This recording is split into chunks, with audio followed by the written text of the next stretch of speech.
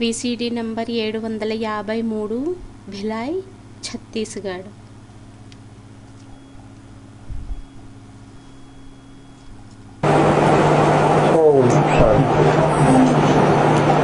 ओम शांति।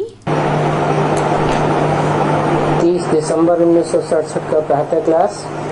30 డిసెంబర్ 1967 प्रातः class. Record चला है निर्बल से लड़ाई बलवान की। రికార్డ్ నడిచింది నిర్బల్ సే లడాయి బల్వాన్ కి, నిర్బలుడితో యుద్ధం బలవంతుడిది। मीठी मीठी रूहानी सिकील दे बच्चों प्रति रूहानी बाप रोज रोज पहले समझाते हैं। మధురాతి మధురమైన ఆత్మిక సికిల్దే పిల్లల ప్రతి ఆత్మిక తండ్రి రోజు రోజు మొదట అర్థం చేయిస్తారు कि पहले अपन को आत्मा समझ कर बैठो।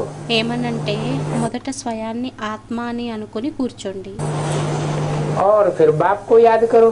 మళ్ళీ తండ్రిని స్మృతి చేయండి।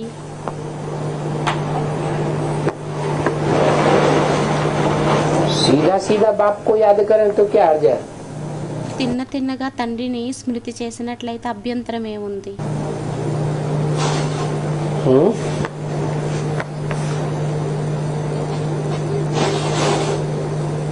क्योंकि रोजमर्रे के जीवन में ఎందుకంటే రోజు మరణించేటటువంటి జీవితంలోని साकारी स्टेज ज्यादा रहती है, సాకారీ స్టేజ్ ఎక్కువగా ఉంటుంది। आत्मिक स्थिति की प्रैक्टिस ఆత్మిక స్థితిది ప్రాక్టీస్ कम है, तो सदा काल आत्मिक स्थिति निराकारी स्टेज तो रहती नहीं है। అయితే సదాకాలం ఆత్మిక స్థితిది నిరాకారి స్టేజ్ ఎక్కువగా ఉండదు। इसलिए कहते हैं कि पहले अपन को आत्मा समझो, అందువలనే అంటారు మొదట స్వయాన్ని ఆత్మ అనుకోండి, फिर आत्मिक स्थिति में टिकने से మళ్ళీ ఆత్మిక స్థితిలో స్థిరమైనట్లయితే परम पिता परमात्मा बाप की याद పరంపిత పరమాత్మ తండ్రిది స్మృతి जल्दी आवेगी। త్వరగా వస్తుంది। नहीं तो मेहनत करनी पड़ेगी। లేకుంటే కష్టం చేయవలసి వస్తుంది। इसलिए कहते हैं अटेंशन प्लीज। అందువలనే అంటారు అటెన్షన్ ప్లీజ్। तो बाप कहते हैं एक तो अटेंशन दो, అయితే తండ్రి అంటారు ఒకటైతే అటెన్షన్ ఇవ్వండి। बाप कितना मीठा है, తండ్రి ఎంత उनको మధురమైన कहा जाता వారు, है प्यार का सागर, వారిని అనడం జరుగుతుంది ప్రేమ సాగరుడు, ज्ञान का सागर। జ్ఞాన సాగరుడు। तो तुमको भी बहुत प्यारा बनना है। అయితే మీకు కూడా చాలా ప్రియంగా అవ్వాలి। मनसा वाचा कर्मणा तीनों में प्यारा बनना है। మనస వాచ కర్మణ మూడింటిలోని ప్రియంగా అవ్వాలి। हर बात में तुमको खुशी रहनी चाहिए। ప్రతి విషయంలోని మీకు ఖుషి ఉండాలి। तुमको खुशी तब रहेगी మీకు ఖుషి ఎప్పుడు ఉంటుందంటే जब सबको सुख देंगे। ఎప్పుడైతే అందరికీ సుఖాన్ని ఇస్తారు। सुख देंगे సుఖం ఇచ్చినట్లయితే तो खुद भी सुखी रहेंगे, అప్పుడు స్వయం కూడా సుఖీగా ఉంటారు, और औरों का మరియు వేరే వారిది वाइब्रेशन भी अच्छा मिलेगा। వైబ్రేషన్ కూడా మంచిగా లభిస్తుంది। तो कोई को दुख नहीं देना है। అయితే ఎవ్వరికి దుఃఖాన్ని ఇవ్వకూడదు। बाप भी किसी को दुखी नहीं करते। తండ్రి ఎవ్వరికి దుఃఖం అనేది ఇవ్వరు। बाप आए ही है सुख करने के लिए, తండ్రి సుఖాన్ని ఇవ్వడం కోసమే వచ్చారు, सुखी बनाने के लिए। సుఖీగా తయారు చేయడం కోసం। तो तुमको भी कोई प्रकार का किसी को दुख नहीं देना है। అయితే మీకు కూడా ఎవ్వరికి ఏ ప్రకారంగా దుఃఖీగా చేయకూడదు। कोई भी ऐसा कर्म नहीं करना चाहिए ఏది అటువంటి కర్మని చెయ్యకూడదు। वाचा से कर्मेंद्रियों से, వాచాతోని కర్మేంద్రియాలతోని, जिससे दूसरों को दुख हो जाए। దేని ద్వారానైతే వేరే వారికి దుఃఖం లభించేస్తుందో। मनसा में भी नहीं आना चाहिए, మనసులోని కూడా రాకూడదు। परंतु ये अवस्था पिछाड़ी में होगी। కానీ ఈ అవస్థ అంతిమంలో ఉంటుంది. कौन सी अवस्था? ఏ అవస్థ? कि मनसा में भी कोई के प्रति ఏమనంటే మనసులోని కూడా ఎవ్వరి ఎడల दुख देने का संकल्प దుఃఖాన్ని ఇచ్చేటటువంటి సంకల్పం न आवे। రాకూడదు. अभी तो कुछ न कुछ कर्मेंद्रियों से भूल होती रहती है। ఇప్పుడైతే ఎంతో కొంత కర్మేంద్రియాలతో పొరపాట్లు అవుతాయి. अपन को आत्मा समझेंगे, స్వయాన్ని ఆత్మ అనుకున్నట్లయితే, दूसरों को भी आत्मा आत्मा भाई समझेंगे, ఇతరులని కూడా ఆత్మ ఆత్మ సోదరుడు సోదరుడు అని అనుకున్నట్లయితే प्रैक्टिस पक्की हो जाएगी ప్రాక్టీస్ పక్కాగా అయిపోతుంది. आत्मिक स्थिति की, तो किसी को भी दुख नहीं देंगे, ఆత్మిక స్థితి అప్పుడు ఎవ్వరికి దుఃఖాన్ని ఇవ్వరు. क्योंकि शरीर ही नहीं देखेंगे ఎందుకంటే శరీరాన్ని చూడరు. तो दुख कैसे देंगे? అప్పుడు దుఃఖం ఎలా ఇస్తారు? नई दुनिया में दुख क्यों नहीं होता? కొత్త ప్రపంచంలో దుఃఖం ఎందుకు ఉండదు? क्योंकि वहाँ आत्मिक स्थिति की पक्की प्रैक्टिस रहती है, ఎందుకంటే అక్కడ ఆత్మిక స్థితిది ప్రాక్టీస్ అనేది పక్కాగా ఉంటుంది. और यहाँ पुरानी दुनिया में మరియు ఇక్కడ పాత ప్రపంచంలోని दुख ही दुख है। क्यों? దుఃఖమే దుఃఖము. ఎందుకు? क्योंकि सब देह अभिमान में, ఎందుకంటే అందరూ దేహాభిమానంలోని ఉన్నారు. देह को समझने से దేహం అనుకున్న కారణంగా 5 विकार आते हैं పంచ వికారాలు వస్తాయి. और 5 विकार दुख देते हैं। మరియు పంచ వికారాలు దుఃఖాన్ని ఇస్తాయి. तो इसमें गुप्त मेहनत है। అయితే దీనిలోని గుప్త కష్టం ఉంది. इस बात में ఏ విషయంలోని? अपन को आत्मा समझने में స్వయాన్ని ఆత్మని అనుకోవడంలోని अंदरूनी पुरुषार्थ की बात है, లోపల ఉండేటటువంటి పురుషార్థంది విషయం. और ये सारा बुद्धि का काम है। మరియు ఇదంతా బుద్ధిది ఆట అయ్యింది, పని అయ్యింది. अभी तुम पारस बुद्धि बन रहे हो। ఇప్పుడు మీరు పారస బుద్ధిగా అవుతున్నారు. जब तुम पारस बुद्धि थे ఎప్పుడైతే మీరు పారస బుద్ధిగా ఉండేవారో तो तुमने बहुत सुख देखा था। అప్పుడు మీరు చాలా సుఖాన్ని చూశారు. अभी ఇప్పుడు अभी बुद्धि कैसी हो गई? ఇప్పుడు బుద్ధి ఏ విధంగా पत्थर అయిపోయింది? बुद्धि हो गई है। రాతి బుద్ధిగా అయిపోయింది. ज्ञान बुद्धि में टिकता ही नहीं है। జ్ఞానం బుద్ధిలో నిలవదు. ज्ञान की पराकाष्ठा हो जाए, జ్ఞానం యొక్క పరాకాష్ఠ అయిపోయినట్లయితే माना पारस बुद्धि हो जाए, అనగా పారస బుద్ధిగా అయిపోవాలి. तो जिनमें ज्ञान की पराकाष्ठा होती जाएगी, అయితే ఎవరిలోనైతే జ్ఞానం యొక్క పరాకాష్ఠ అవుతూ వెళ్తుందో न वो कोई को दुख देंगे और न दुख लेंगे। ఎవ్వరికి దుఃఖాన్ని ఇవ్వరు మరియు ఎవరి నుండి దుఃఖాన్ని తీసుకోరు. ज्ञान की पराकाष्ठा से జ్ఞానం యొక్క పరాకాష్ఠతోని दुख के वाइब्रेशन को भी सुख में దుఃఖం యొక్క వైబ్రేషన్ ని కూడా సుఖంలోని कन्वर्ट कर लेंगे। కన్వర్ట్ చేసేస్తారు. मान लो कोई ने दुख दिया, అనుకోండి गाली ఎవరైనా దుఃఖం ఇచ్చారు, दी, ग्लानी की, తిట్లని తిట్టారు, గ్లానిని చేశారు. तो ज्ञान में అయితే జ్ఞానంలోని कौन सी ऐसी बात ఎలాంటిది అటువంటి విషయం तुरंत याद आनी चाहिए వెంటనే గుర్తుకు రావాలి? कि दुख फील न हो। ఏమనంటే దుఃఖం ఫీల్ అవ్వకుండా ఉండడం కోసం.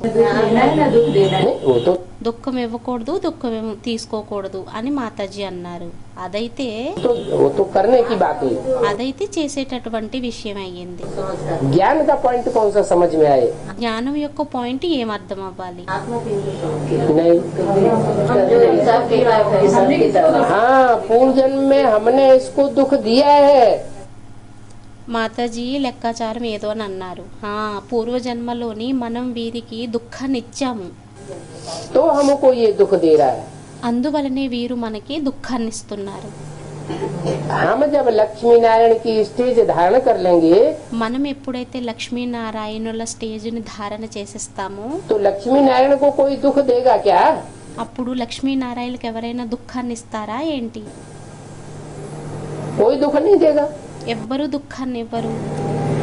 तो मूल बात है అయితే మూలమైన ज्ञान की విషయం पराकाष्ठा అయ్యింది జ్ఞానం యొక్క పరాకాష్ఠది. हम हल्कापन अनुभव करेंगे, మనం తేలికతనంని అనుభవం చేసుకుంటాము. हमारा हिसाब किताब पूरा हुआ, మన లెక్కాచారం పూర్తి అయ్యింది, हम हल्के हो गए। మనం తేలికగా అయిపోయాం. इस हिसाब किताब का अभी तक हमारे ऊपर ఈ లెక్కాచారంది మన పైన ఇప్పటి వరకు वजन था, బరువు ఉండేది.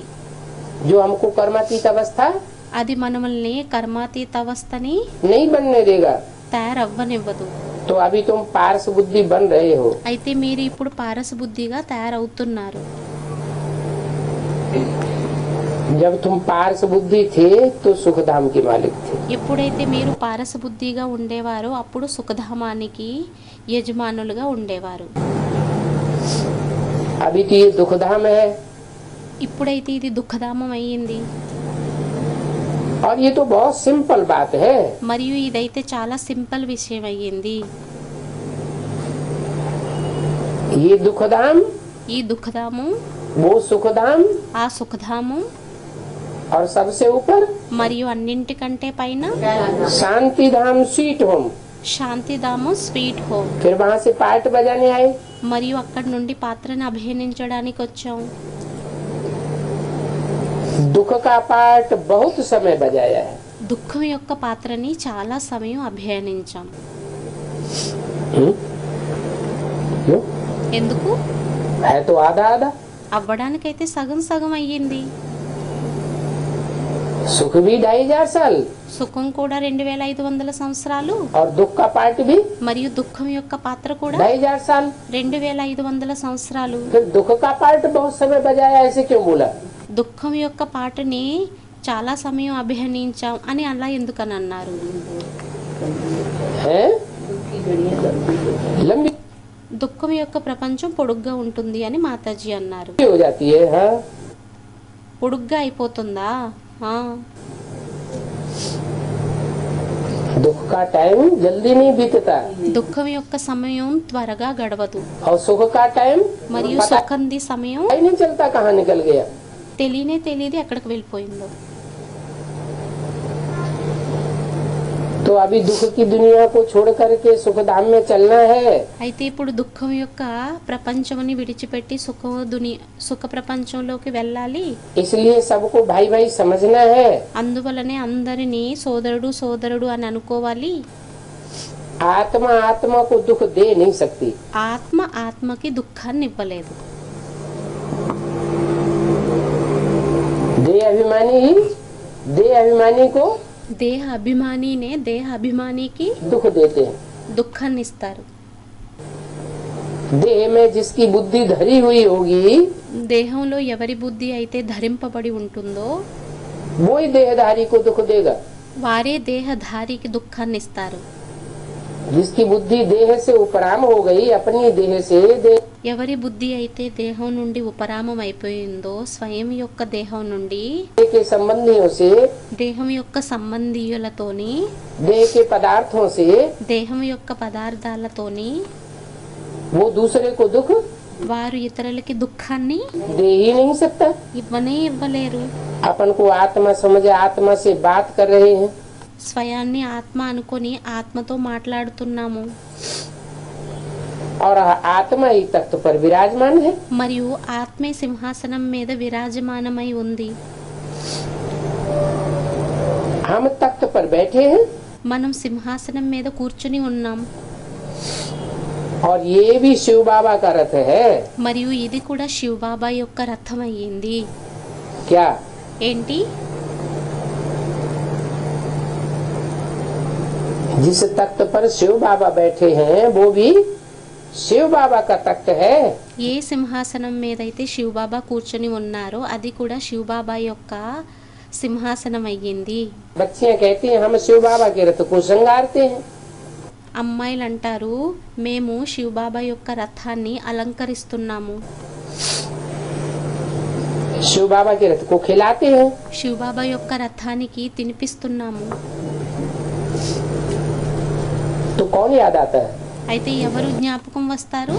रथ याद आता है या शिव बाबा याद आता है? రథం జ్ఞాపకం వస్తుందా లేక శివ్ బాబా జ్ఞాపకం వస్తారా?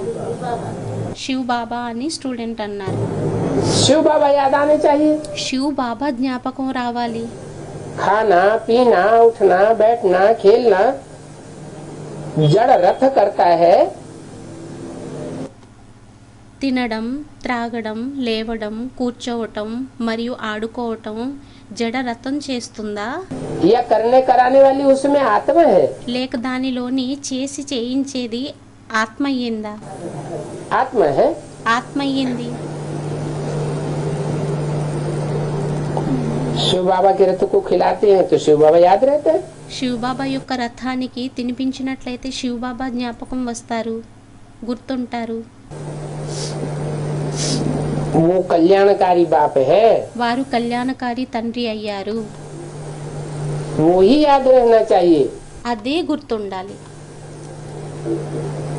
जो रथ का मालिक है ఎవరైతే రథానికి యజమాని ఉన్నారో वो कल्याणकारी थोड़े ही है. వారు కళ్యాణకారి అయ్యారా ఏంటి? कौन है रथ का मालिक? రథానికి యజమాని ఎవరయ్యారు? रथ का सारथी है शिव बाबा. రథానికి సారథి అయ్యారు శివ్ బాబా. और रथी कौन है? మరియు రథి ఎవరయ్యారు? जिसने रथ का जन्म लिया ఎవరైతే రథం యొక్క జన్మని తీసుకున్నారో वो रथी है. వారు రథి అయ్యారు. शिव बाबा तो जन्म मरण के चक्र में శివ్ బాబా అయితే జనన మరణ చక్రాలలోకి आता ही नहीं. రానే రారు. तो जो जन्म मरण के चक्र में नहीं आता है वो ही कल्याणकारी है. అయితే ఎవరైతే జనన మరణ చక్రాల్లోకి రారో వారే కళ్యాణకారి అయ్యారు.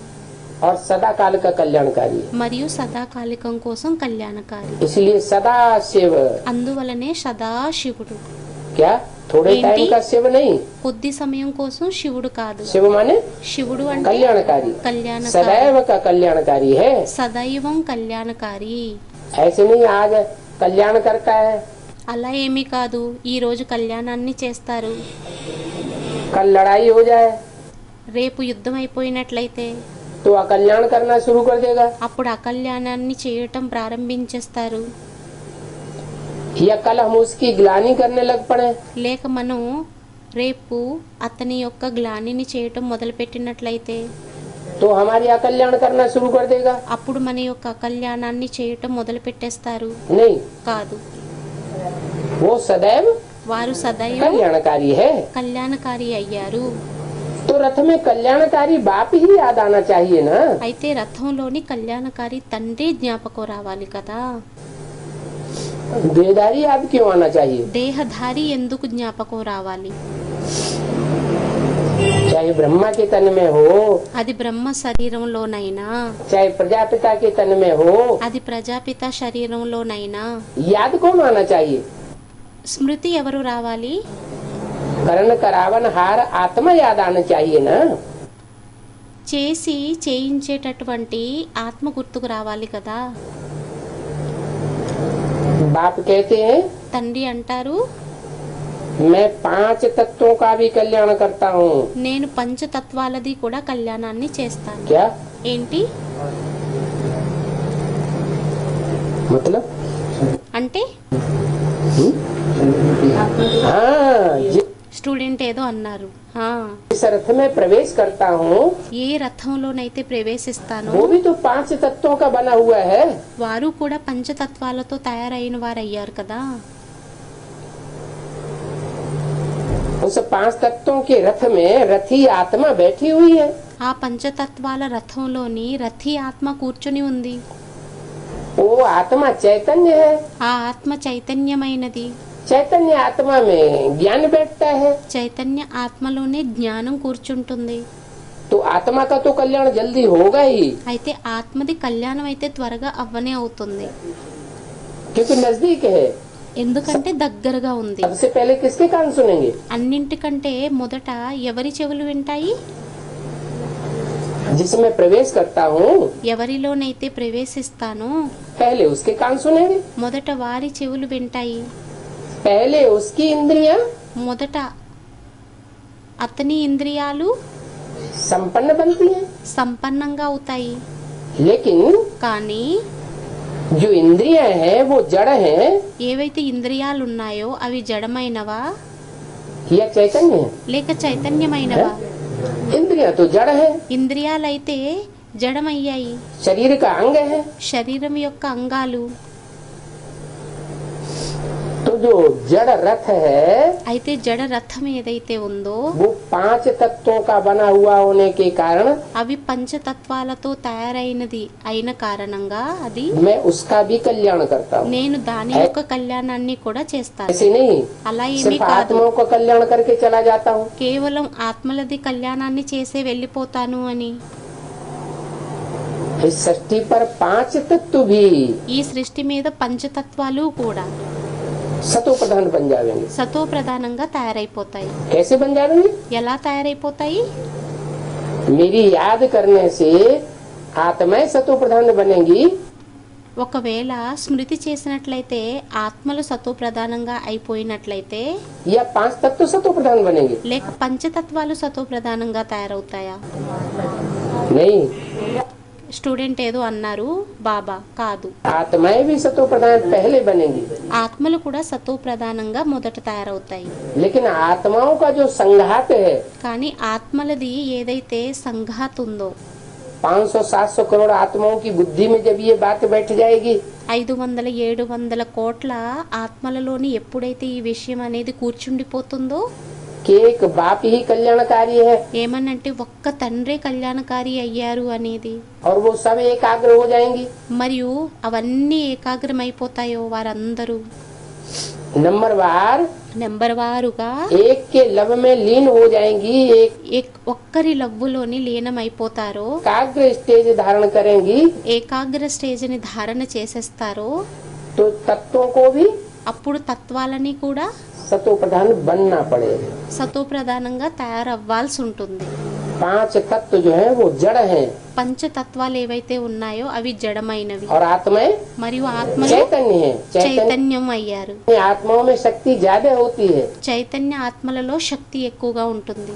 ज्यादा शक्ति होने के कारण ఎక్కువ శక్తి ఉన్న కారణంగా वो जड़त्व को भी అవి జడత్వాన్ని కూడా चेंज कर लेते हैं। చేంజ్ చేసేస్తాయి. तो 5 तत्वों का भी मैं कल्याण करता हूँ। అయితే పంచతత్వాలది కూడా నేను కళ్యాణాన్ని చేస్తాను. वहाँ कोई भी चीज कब तकलीफ नहीं देती। అక్కడ ఏ వస్తువు ఎప్పుడు దుఃఖాన్ని ఇవ్వదు. नई दुनिया में కొత్త ప్రపంచంలోని 5 तत्व भी పంచతత్వాలు కూడా तकलीफ देने वाले नहीं होंगे। क्यों? ఇబ్బందిని పెట్టేటటువంటివై ఉండవు. ఎందుకు? क्योंकि 5 तत्व भी सतो प्रधान होंगे। ఎందుకంటే పంచతత్వాలు కూడా సతో ప్రధానమై ఉంటాయి. उन 5 तत्वों में भी ఆ పంచతత్వాలలోని కూడా याद के वाइब्रेशन యాదు యొక్క వైబ్రేషన్ भरे हुए होंगे। నింపబడి ఉంటాయి. 5 तत्वों का अणु अणु పంచతత్వాలది అణువు అణువు याद के वाइब्रेशन से యాదు యొక్క వైబ్రేషన్ తోని भरपूर हो जाएगा। నిండుగా అయిపోతాయి. यहाँ तो देखो कब तूफान आते हैं, ఇక్కడైతే చూడండి అప్పుడప్పుడు తుఫాన్లు వచ్చేస్తాయి, कब ठंडी आती है, ఒక్కొక్కసారి చలి వచ్చేస్తుంది, कब बरसात होती है, ఒకసారి వాన వచ్చేస్తుంది, पत्थर गिरते हैं। ఒకసారి రాళ్ళు పడతాయి. तो कितना तकलीफ देती है प्रकृति। అయితే ఎంత కష్టాన్ని ఇబ్బందిని కలిగిస్తుంది ప్రకృతి. 5 तत्व कितने दुखदाई है, పంచతత్వాలు ఎంత దుఃఖదాయి అయ్యాయి, और वहाँ మరియు అక్కడ सुखदाई हो जाते हैं। సుఖదాయి అయిపోతాయి. अंतर क्या है? తేడా ఏంటి? यहाँ जो 5 तत्व हैं ఇక్కడ ఏవైతే పంచతత్వాలు ఉంటాయో उनको संग का रंग लगा है देह अभिमानियों का। వారికి సాంగత్యపు రంగు అంటుకుంది దేహ అభిమానులది. इसलिए सब में चंचलता है, అందువలనే అందరిలో చంచలత అనేది ఉంది. सब तामसी हो गए। అందరూ 5 తామసీగా तत्व भी అయిపోయారు. तामसी, పంచతత్వాలు కూడా తామసి, और वहाँ మరియు అక్కడ 5 तत्व भी పంచతత్వాలు కూడా सात्विक हो जाएंगे। సాత్వికంగా అయిపోతాయి. वहाँ सदाबहार मौसम रहता है। అయితే అక్కడ నిత్య వసంతం ఉంటుంది.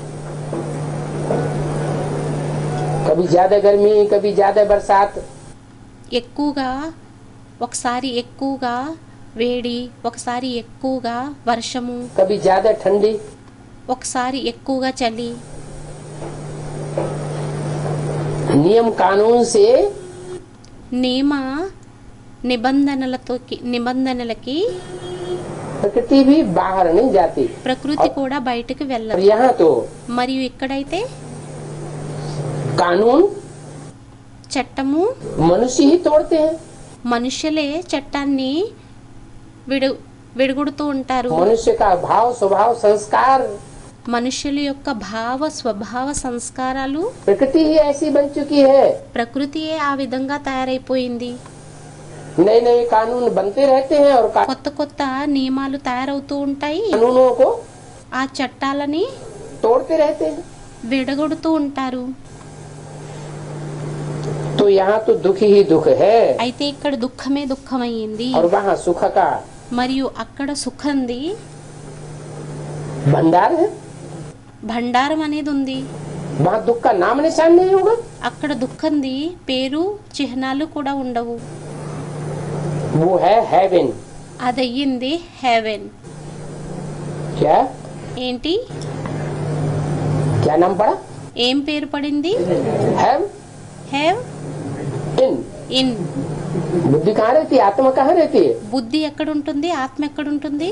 बाहर या अंदर? లోపల లేక బయట? अंदर रहती है। లోపల ఉంటుంది.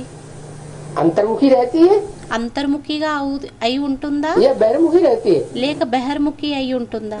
सबकी आत्मा अंतर्मुखी रहती है और यहाँ అందరి ఆత్మ అంతర్ముఖి అయి ఉంటుంది. మరియు ఇక్కడ बहिर्मुखी है। ఇక్కడ బహిర్ముఖి. तो वहाँ है हेवन అయితే అక్కడ అయ్యింది హెవెన్. और यहाँ है हेल। మరియు ఇక్కడ అయ్యింది హెల్. नरक ही नरक है।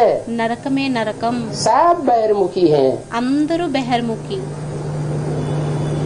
तो स्वर्ग या हेवन अच्छा అయితే స్వర్గం లేక హెవెన్ మంచిదా या हेल या नरक अच्छा? లేక హెల్ లేక నరకం మంచిదా? नरक नाम ही पड़ता है। जो నరకం పేరే పడుతుంది. ఏదైతే नर करता है अपनी मनमत पर, మన్మతంతో నరుడు ఏదైతే చేస్తాడో उससे बनता है नरक। దానితో తయారవుతుంది నరకం. और स्वर्ग మరియు స్వర్గం जो स्वयं स्थिति में स्थित होते हैं, ఎవరైతే స్వయం స్థితిలో స్థిరమవుతారో आप आकर स्वयं स्थिति सिखाते हैं। తండ్రి వచ్చి స్వయం స్థితిని నేర్పిస్తారు. मनुष्य तो स्वयं स्थिति में रहे ना, మనుషులైతే స్వయం స్థితిలో ఉండడం जानते ही नहीं थे। తెలియనే తెలీదు. तो स्वयं स्थिति में सारी दुनिया स्थित हो जाती है तो అయితే స్వయం స్థితిలో మొత్తం ప్రపంచం అంతా స్థిరమైపోయినట్లయితే అప్పుడు स्वर्ग बनता है। స్వర్గం తయారవుతుంది. बाप आते हैं तुमको हेवन का मालिक बनाने। తండ్రి మిమ్మల్ని హెవెన్ కి యజమానులుగా తయారు చేయడానికే వస్తారు. क्या ఏంటి?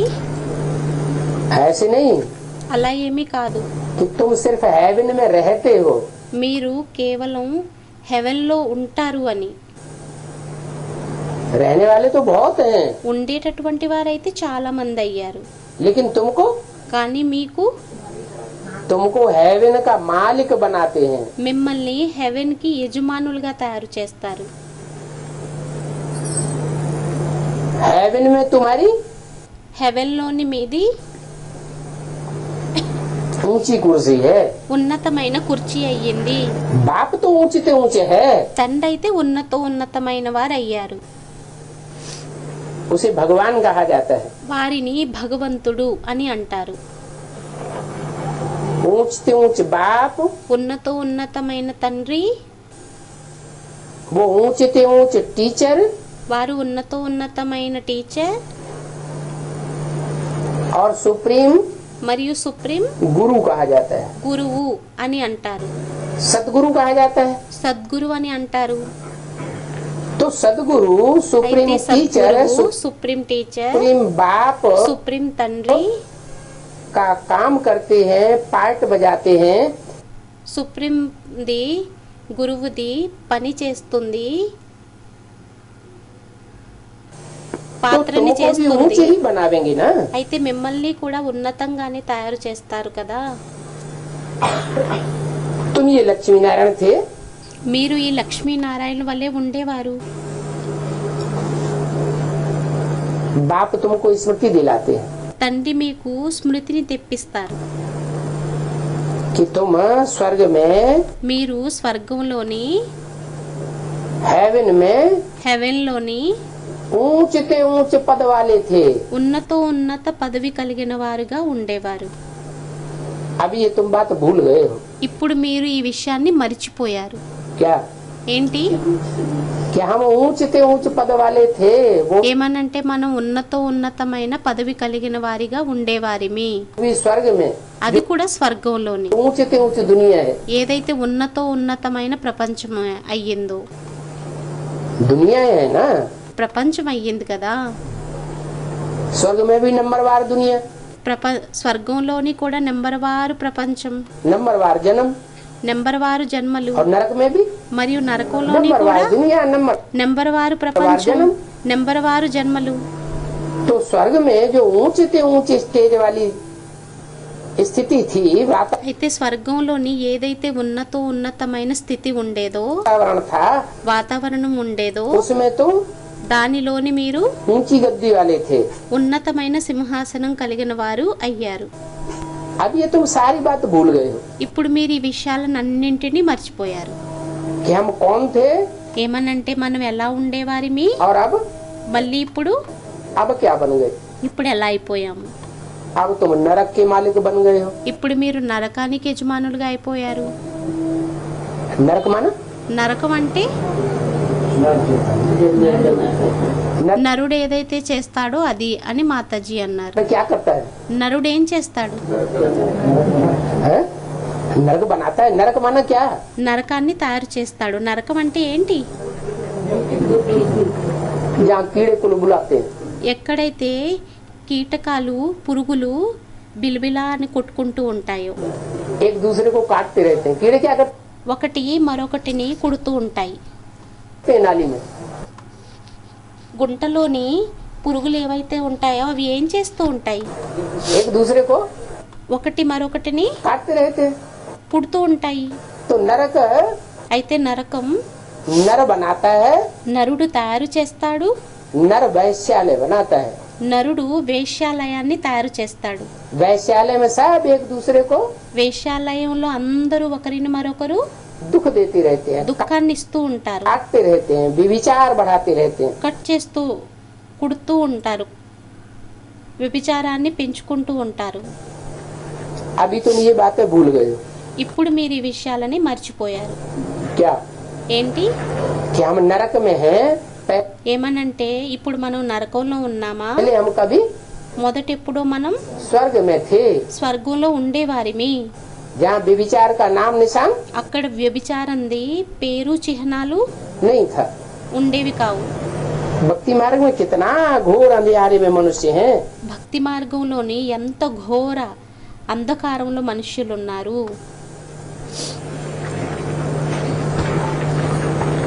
अंधियारे में कुछ दिखाई तो అంధకారంలోని ఏమీ కనిపించడం అయితే पड़ता नहीं है।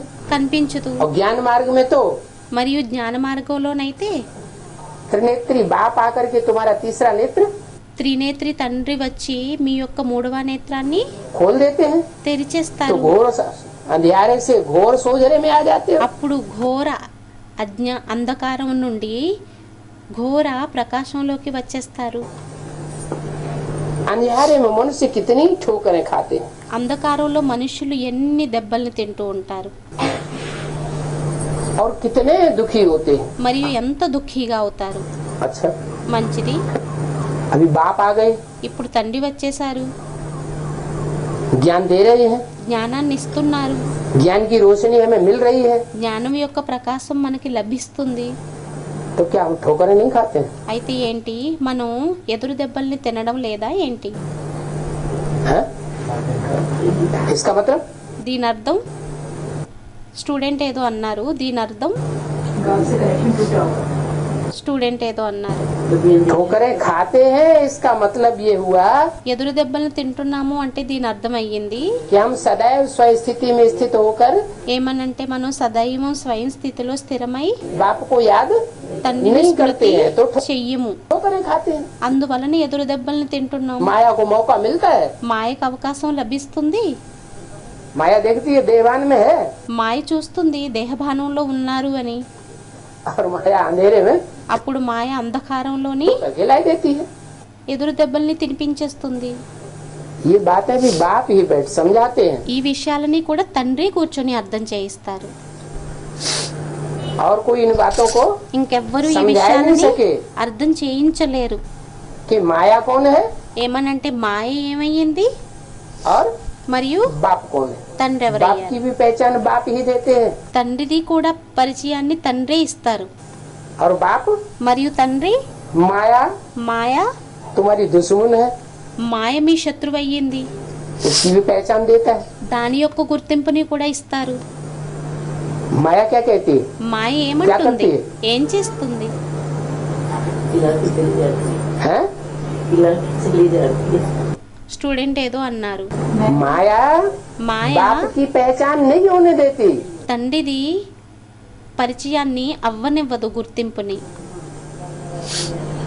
तुम बच्चे कहते हो बाप आया हुआ है పిల్లలైన మీరంటారు తండ్రి వచ్చి ఉన్నారని और माया क्या कहती है, మరియు మాయ ఏమంటుంది बाप नहीं आया हुआ है, ऐसा తండ్రి రాలేదు हो नहीं सकता। అలా वो అవ్వనే तो అవ్వదు पहले कभी आया था, అదైతే ఎప్పుడో మొదట వచ్చారు अब थोड़ा ही आया हुआ है। ఇప్పుడు వచ్చారా ఏంటి मायावी जो गुरु लोग होते हैं మాయావి గురువులు ఎవరైతే ఉంటారో वो क्या समझते हैं, వారు ఏమనుకుంటారు अरे भगवान पहले कभी आया था, అరే భగవంతుడు మొదట ఎప్పుడో వచ్చారు फिर बहुत वर्षों के बाद आवेगा, अभी మళ్ళీ చాలా సంవత్సరాలు తర్వాత వస్తారు थोड़ा ही आवेगा।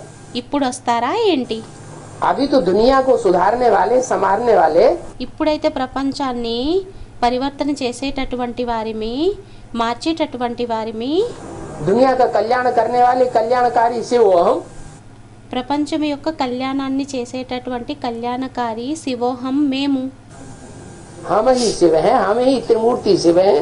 మేమే శివుడిమి మేమే త్రిమూర్తి శివుడిమి तो उल्टी पढ़ाई पढ़ाते हैं, అయితే వ్యతిరేకమైన చదువుని చదివిస్తారు माया और माया మాయా మరియు మాయావి रावण। రావణుడు ऋषियों मुनियों आदि से पूछते थे, ఋషి మునులు మొదలుగున్న వారిని అడిగేవారు आप रचयिता और रचना को जानते हो, మీరు రచయిత మరియు రచన గురించి తెలుసా क्या ఏంటి उनसे पूछो। వారిని అడగండి जो उल्टी पढ़ाई पढ़ाते थे उनसे पूछते थे ఎవరైతే వ్యతిరేకమైన చదువుని చదివించేవారో వారిని అడిగేవారు कि आप रचयिता को ఏమనంటే जानते हो, रचना మీరు రచయిత గురించి తెలుసా को जानते हो, రచన గురించి తెలుసా तो कह देते थे नेति नेति। అయితే అనేసేవారు నేతి నేతి అని न रचयिता को जाना जा सकता है पूरी तरीके से, పూర్తిగా రచయిత గురించి కూడా తెలుసుకోలేము न रचना को जाना सकता, दोनों మరియు రచన గురించి కూడా తెలుసుకోలేము के बारे में कह देते थे नीति नीति। రెండింటి కోసం అనేసేవారు నేతి నేతి అని इसके आदि मध्य अंत వీరి యొక్క ఆది మధ్య అంతం कोई नहीं है। ఏమీ లేదు रचना के बारे में तो और ही कह देते, రచన కోసం అయితే ఇంకా అనేస్తారు रचना तो और ही రచన అయితే ఇంకా समझ से परे है, అర్థం నుండి అతీతం जबकि उनके पास ही ज्ञान नहीं था रचयिता और रचना ఎందుకంటే का। వారి దగ్గర జ్ఞానం అనేది రచయిత రచనది లేనేది లేదో तो फिर वो ज्ञान అప్పుడు మరి జ్ఞానం परंपरा से अब तक कैसे चला आवेगा।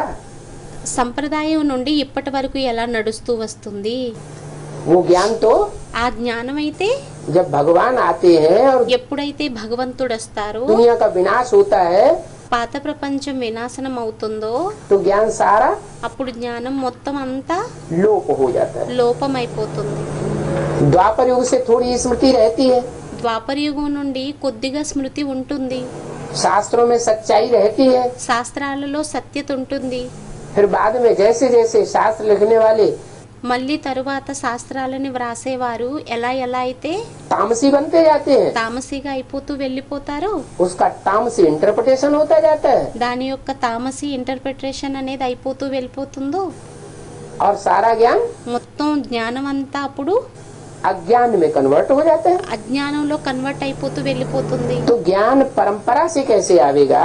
అయితే జ్ఞానం పరంపర నుండి ఎలా వస్తుంది?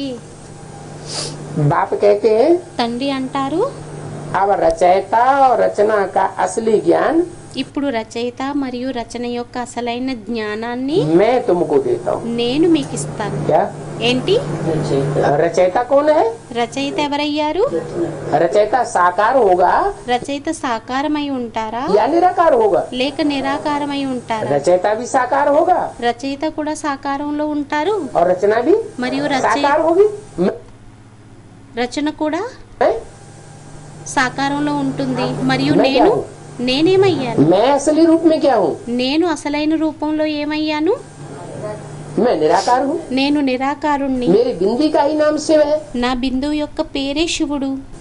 परंतु जब रचयिता रचना की बात आती है కానీ ఎప్పుడైతే రచయిత మరియు రచన యొక్క విషయం వస్తుందో तब मुझे साकार में आना पड़ता है। అప్పుడు నాకు సాకారంలోకి రావాల్సి तो వస్తుంది. जिसमें पहले पहले आता हूँ वो है అయితే ఎవరిలోనైతే మొట్టమొదట వస్తానో వారయ్యారు साकार रचयिता, సాకార రచయిత. और उसके द्वारा जिसकी रचना होती है वो है మరియు అతని ద్వారా ఏదైతే రచన అవుతుందో అది అయ్యింది रचना। రచన. रचना भी दो प्रकार की, రచన కూడా రెండు ప్రకారాలది. एक पहली रचना ఒకటి మొదటి రచన और दूसरी उस पहली रचना से जो पहले पहली रचना होती है మరియు ఆ మొదటి రచన నుండి ఏదైతే మొట్టమొదటి రచన అవుతుందో वो है फर्स्ट क्लास रचना। అది అయ్యింది ఫస్ట్ క్లాస్ రచన. तो कौन हुआ रचयिता और कौन हुआ रचना? అయితే ఎవరయ్యారు రచయిత, ఎవరయ్యారు రచన?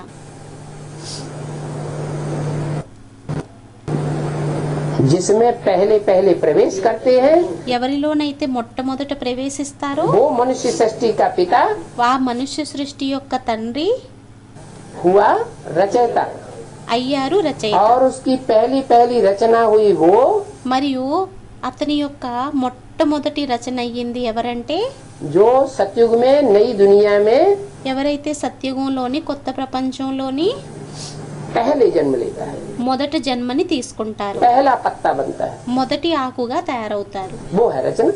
వారయ్యారు రచన. फर्स्ट क्लास रचना है, ఫస్ట్ క్లాస్ రచన అయ్యింది. उससे जास्ती फर्स्ट क्लास न कोई ఇంకా అతని కంటే ఫస్ట్ క్లాస్ రచన ఇంకెవ్వరు युग होता है जिसमें कोई पैदा हुआ हो యుగం కూడా ఉండదు. దేనిలోనైతే ఎవరైనా జన్మని తీసుకున్నారో रचना के रूप में, రచన రూపంలోని మరియు और न कोई रचना होती है। మరియు ఎవరు రచన కూడా ఉండదు. तो बोला అయితే అన్నారు, ये ज्ञान रचयिता रचना का अब मैं तुमको देता हूँ। ఈ జ్ఞానం రచయితది మరియు రచనది ఇప్పుడు నేను మీకు ఇస్తాను. सदगति हो गई फिर तो ज्ञान की दरकार ही नहीं। సద్గతి అయిపోయింది అంటే ఇంకప్పుడు జ్ఞానం యొక్క అవసరం అనేది ఉండదు. क्या ఏంటి? ज्ञान की दरकार कब तक है? జ్ఞానం యొక్క అవసరం ఎంతవరకు ఉంటుంది? जब तक दुर्गति है, ఎంతవరకు దుర్గతియో. मन बुद्धि की दुर्गति, మనసు బుద్ధిది దుర్గతి, कर्मेंद्रियों की दुर्गति, కర్మేంద్రియాలది దుర్గతి, फिर पांच तत्वों की दुर्गति। మరియు పంచతత్వాలది దుర్గతి. दुर्गति माने దుర్గతి అంటే दुष्ट गति। దుష్టగతి. दुष्ट सुख देता है या सुख देता है? దుష్టుడు సుఖాన్ని ఇస్తాడా లేక దుఃఖాన్ని ఇస్తాడా? दुष्ट दुख देता है దుష్టుడు దుఃఖాన్ని ఇస్తాడు. क्योंकि झूठा होता है, ఎందుకంటే అసత్యంగా ఉంటాడు. और सत्य మరియు సత్యం सुख देता है। సుఖాన్ని ఇస్తుంది. यहाँ तुम सबकी है दुर्गति, ఇక్కడ మీ అందరిది దుర్గతి అయ్యింది. परंतु ये किसी को पता ही नहीं है। కానీ ఇది ఎవరికి తెలియనే తెలియదు. क्या ఏంటి? कि हमारी मन बुद्धि की, ఏమనంటే మన మనసు బుద్ధిది, हमारे शरीर की पांच మన శరీరంది, तत्वों की పంచతత్వాలది दुर्गति है దుర్గతి అయ్యిందా या सदगति है? లేక సద్గతినా? लोग बड़े बड़े महल माड़ियाँ अटारियाँ बनाते चले जा रहे हैं। చూడండి, పెద్ద పెద్ద మేడల్ని మిద్దల్ని తయారు చేస్తూ వెళ్ళిపోతున్నారు. तो समझते हैं 5 तत्व सतो प्रधान है। అప్పుడు అనుకుంటారు పంచతత్వాలు సతో ప్రధానమైనవి అని. अपनी आत्मा को समझते हैं తమ ఆత్మను అనుకుంటారు कि हम तो सुख के लिए देखो कैसी दुनिया बना रहे हैं। సుఖం కోసం మమ్మల్ని చూడండి ఎలాంటివి తయారు చేస్తున్నాము. लोग क्या समझते हैं లోకులు ఏమనుకుంటారు, और असलियत కానీ అసలైనది क्या है? అసలైనది ఏంటయ్యింది?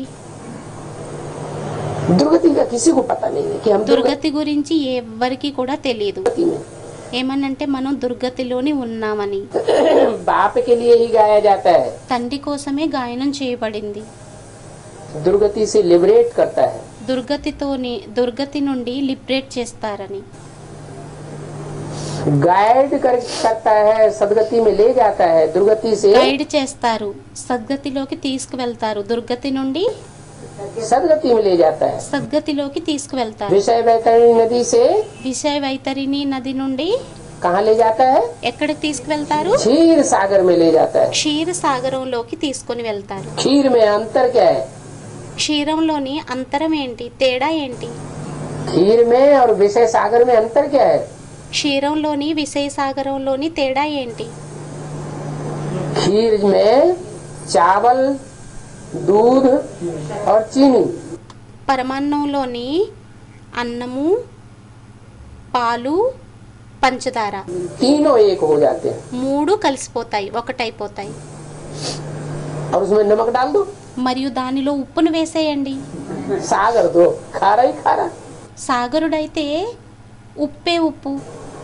नमकीन पानी डाल दो ఉప్పు నీరుని వేసేయండి, तो सारा అప్పుడు మొత్తం అంతా टूट फूट अलग अलग हो जाएगा। విరిగిపోయి तो వేరువేరైపోతుంది. बोला అయితే అన్నారు खीर खंड में ले जाता हूँ, క్షీరఖండలోకి తీసుకువెళ్తాను, सबकी नैया को पार लगाता हूँ। అందరి నావని ఒడ్డుకు చేరుస్తాను. कहाँ से? ఎక్కడ నుండి कहाँ से पार लगाता हूँ? ఎక్కడ నుండి ఒడ్డుకు చేరుస్తాను? क्षीर सागर में ले जाने के लिए క్షీర సాగరంలోకి తీసుకుని వెళ్ళడం కోసం विषय सागर से విషయ సాగరం నుండి पार ले जाता हूँ। ఒడ్డుకు తీసుకువెళ్తాను. सबकी आत्मा అందరి ఆత్మ और మరియు नैया। నావ. नैया क्या है? నయ్య ఏమయ్యింది? ये शरीर रूपी नैया ఈ శరీర రూపీ నావ और उसमें बिठैया మరియు దానిలోని కూర్చునేటటువంటి బిఠయ్య आत्मा आत्मा सबकी विषय सागर में पड़ी हुई। అందరిది విషయ సాగరంలో పడి ఉంది. मन बुद्धि में विषयले संकल्प चलते रहते हैं। మనసు బుద్ధిలోని విషయలి సంకల్పాలు నడుస్తూ ఉంటాయి. इंद्रियां ఇంద్రియాలు विषय भोग चाहती है। విషయ భోగాలని కోరుకుంటాయి. वाचा में వాచాలోని जैसे ज्ञान सुनने और सुनाने की रगी ही खत्म हो गई। ఏ విధంగాను అంటే వాచాలోని జ్ఞానం వినిపించి వినేటటువంటి రక్తనాళం ఏదైతే ఉంటుందో అదే సమాప్తి అయిపోతుంది. नहीं तो क्या होना चाहिए? లేకుంటే ఏమవ్వాలి? सुबह से शाम तक ఉదయం నుండి సాయంత్రం వరకు ज्ञान सुनना और सुनाने की జ్ఞానం వినడం మరియు వినిపించేటటువంటిది अभ्यास पक्का बना रहे। అభ్యాసం అనేది పక్కాగా తయారై ఉండాలి. दूसरी कोई बात ही नहीं। రెండో విషయమే ఏమీ లేదు. लेकिन కానీ न आत्मा में बोरग रहती है ఆత్మలోని కూడా రక్తనాళం అనేది ఉండదు, और न शरीर की कर्मेंद्रिय में बोरग दिखाई पड़ती है। మరియు శరీరం యొక్క కర్మేంద్రియాలలోని కూడా ఆ రక్తనాళం అనేది కనిపించదు.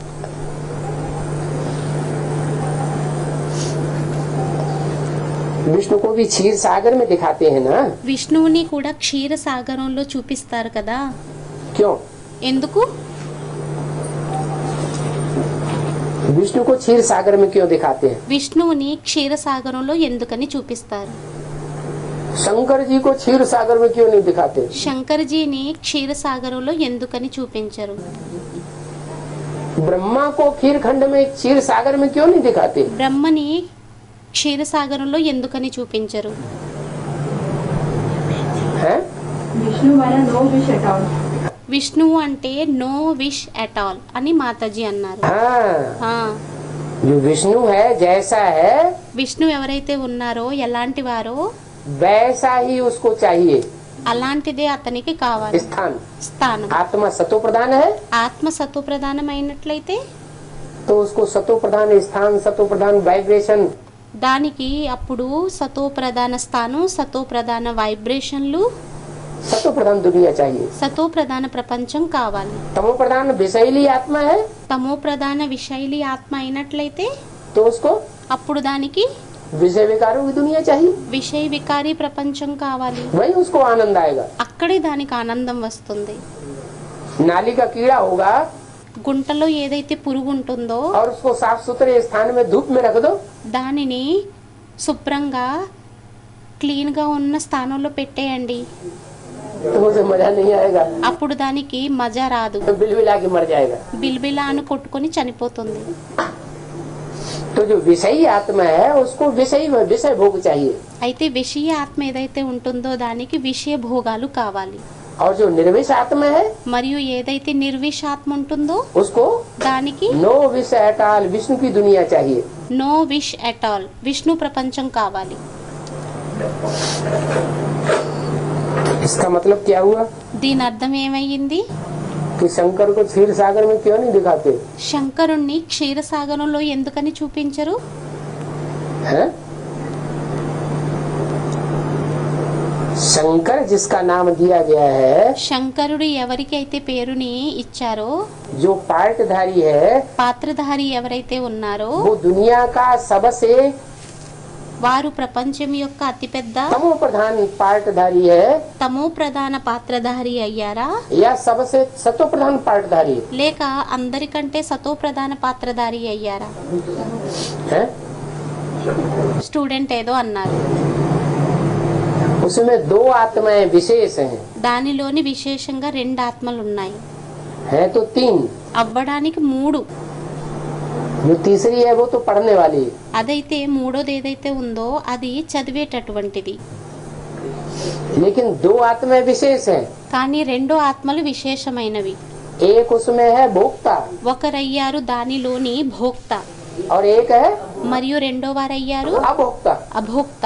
जो अभोक्ता है वो एवर प्योर है, ఎవరైతే అభోక్తున్నారో వారయ్యారు ఎవర్ ప్యూర్. क्या ఏంటి?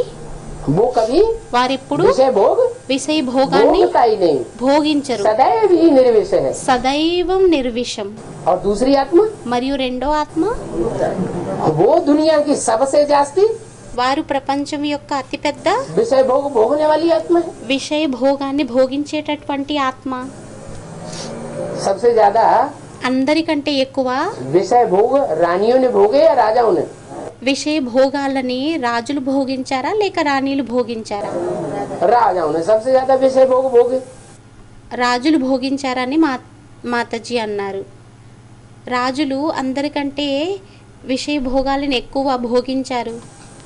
रानियां तो जहाँ देखती थी రాణిలు ఎక్కడైతే చూసేవారో कि अब ఏమనంటే ఇప్పుడు मुसलमान आकर के हमको ముసల్మాన్లు వచ్చి మమ్మల్ని दूषित करने वाले हैं, దూషితం చేసేటటువంటి వారయ్యారో तो फटाक से अప్పుడు? जोर कर देती थी। వెంటనే అగ్నిలోకి దుమికేసేవారు. उन्हें व्यभिचार पसंद ही नहीं था। వారికి వ్యభిచారం అనేది ఇష్టమే ఉండేది కాదు. और राजाओं को, మరియు రాజులకి, भारत के राजा तो दुनिया में భారత్ యొక్క రాజులైతే ప్రపంచంలోని बड़े प्रसिद्ध हो गए। చాలా ప్రసిద్ధి చెందారు. दुनिया के सब धर्मों में नियम बनाया गया ప్రపంచం యొక్క అన్ని ధర్మాలలోని నియమాలని తయారు చేశారు. कि 3 या 4 शादियां कर सकते हैं। ఏమనంటే 3 లేక 4 వివాహాలనే చేసుకోవచ్చు. भारतवासियों ने क्या किया? భారతవాసీయులు ఏం చేశారు? भारतवासियों ने तो जाने कोई उनका कोई हिसाब ही नहीं। భారతవాసీయులైతే తెలియదు, వారికి అసలు లెక్కే లేదు. तो सबसे ज्यादा पतित कौन सा देश बनता है? అయితే అన్నింటికంటే ఎక్కువ పతితంగా ఏ దేశం తయారవుతుంది? भारत देश। और భారతదేశం. उसमें भी जो మరియు దానిలోని కూడా राजाएं हैं, రాజులు ఎవరైతే ఉండేవారో ऐसे तो यथा राजा అలా అయితే యథారాజా तथा प्रजा। जब राजा यहाँ के प्रजा। पतित बने, विषयी विकारी बने, ఎప్పుడైతే రాజులు ఇక్కడ ఉండేటటువంటి వారు పతితంగా అయ్యారో, విషయభోగిలుగా అయ్యారో, तो प्रजा भी అప్పుడు ప్రజలు కూడా ऐसी बन जाती है। అలాగే తయారైపోతుంది. क्यों? ఎందుకు? क्योंकि वो तो नियम है। ఎందుకంటే అది నియమం అయ్యింది. यथा राजा యథా రాజా तथा प्रजा। తథా ప్రజ. राजा में ताकत है, రాజులో శక్తి ఉంటుంది. आधा में जाम, ఆదామే आधा జామ్, में रैयत। ఆదామే రయ్యత్. आधी संपत्ति राजा भोगता है, ఆది సగం సంపత్తిని రాజు భోగిస్తాడు. धन संपत्ति, ధన సంపత్తి, వైభవం. వైభవం. और आधे में మరియు प्रजा సగంలోని भोगती है। ప్రజలు భోగిస్తారు. तो प्रजा के पास इतना वैभव तो है नहीं। అయితే ప్రజల దగ్గర అంత వైభవం అయితే లేదు. जो खुलेआम इतनी शादियां करे, వారు బహిరంగకంగా ఇన్ని వివాహాలని చేసుకోవటం కోసం और विषय भोग भोगे, మరియు విషయ భోగాలను భోగించడం కోసం. तो क्या करेगा? అయితే అప్పుడు ఏం చేస్తాడు? प्रजा का आदमी चोरी छिपे करता रहा। ప్రజల యొక్క మనుషులు ఎవరైతే ఉంటారో వారు దొంగతనంగా చేస్తూ ఉంటారు. तो चोरी छिपे करने उसके तो और कोई हिसाब ही नहीं। అయితే దొంగతనంగా దాక్కుని చేసిన దానికైతే లెక్కే ఉండదు.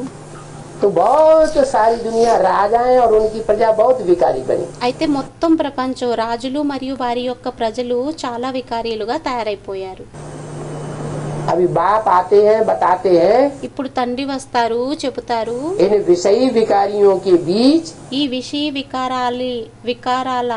వికారీల మధ్యలోని जो राजाओं की ఏదైతే రాజుల యొక్క क्वालिटी वाली आत्माएं हैं, క్వాలిటీ ఆత్మలు ఉన్నారో उन राजाओं के बीच सबसे जास्ती विकारी कौन बनत?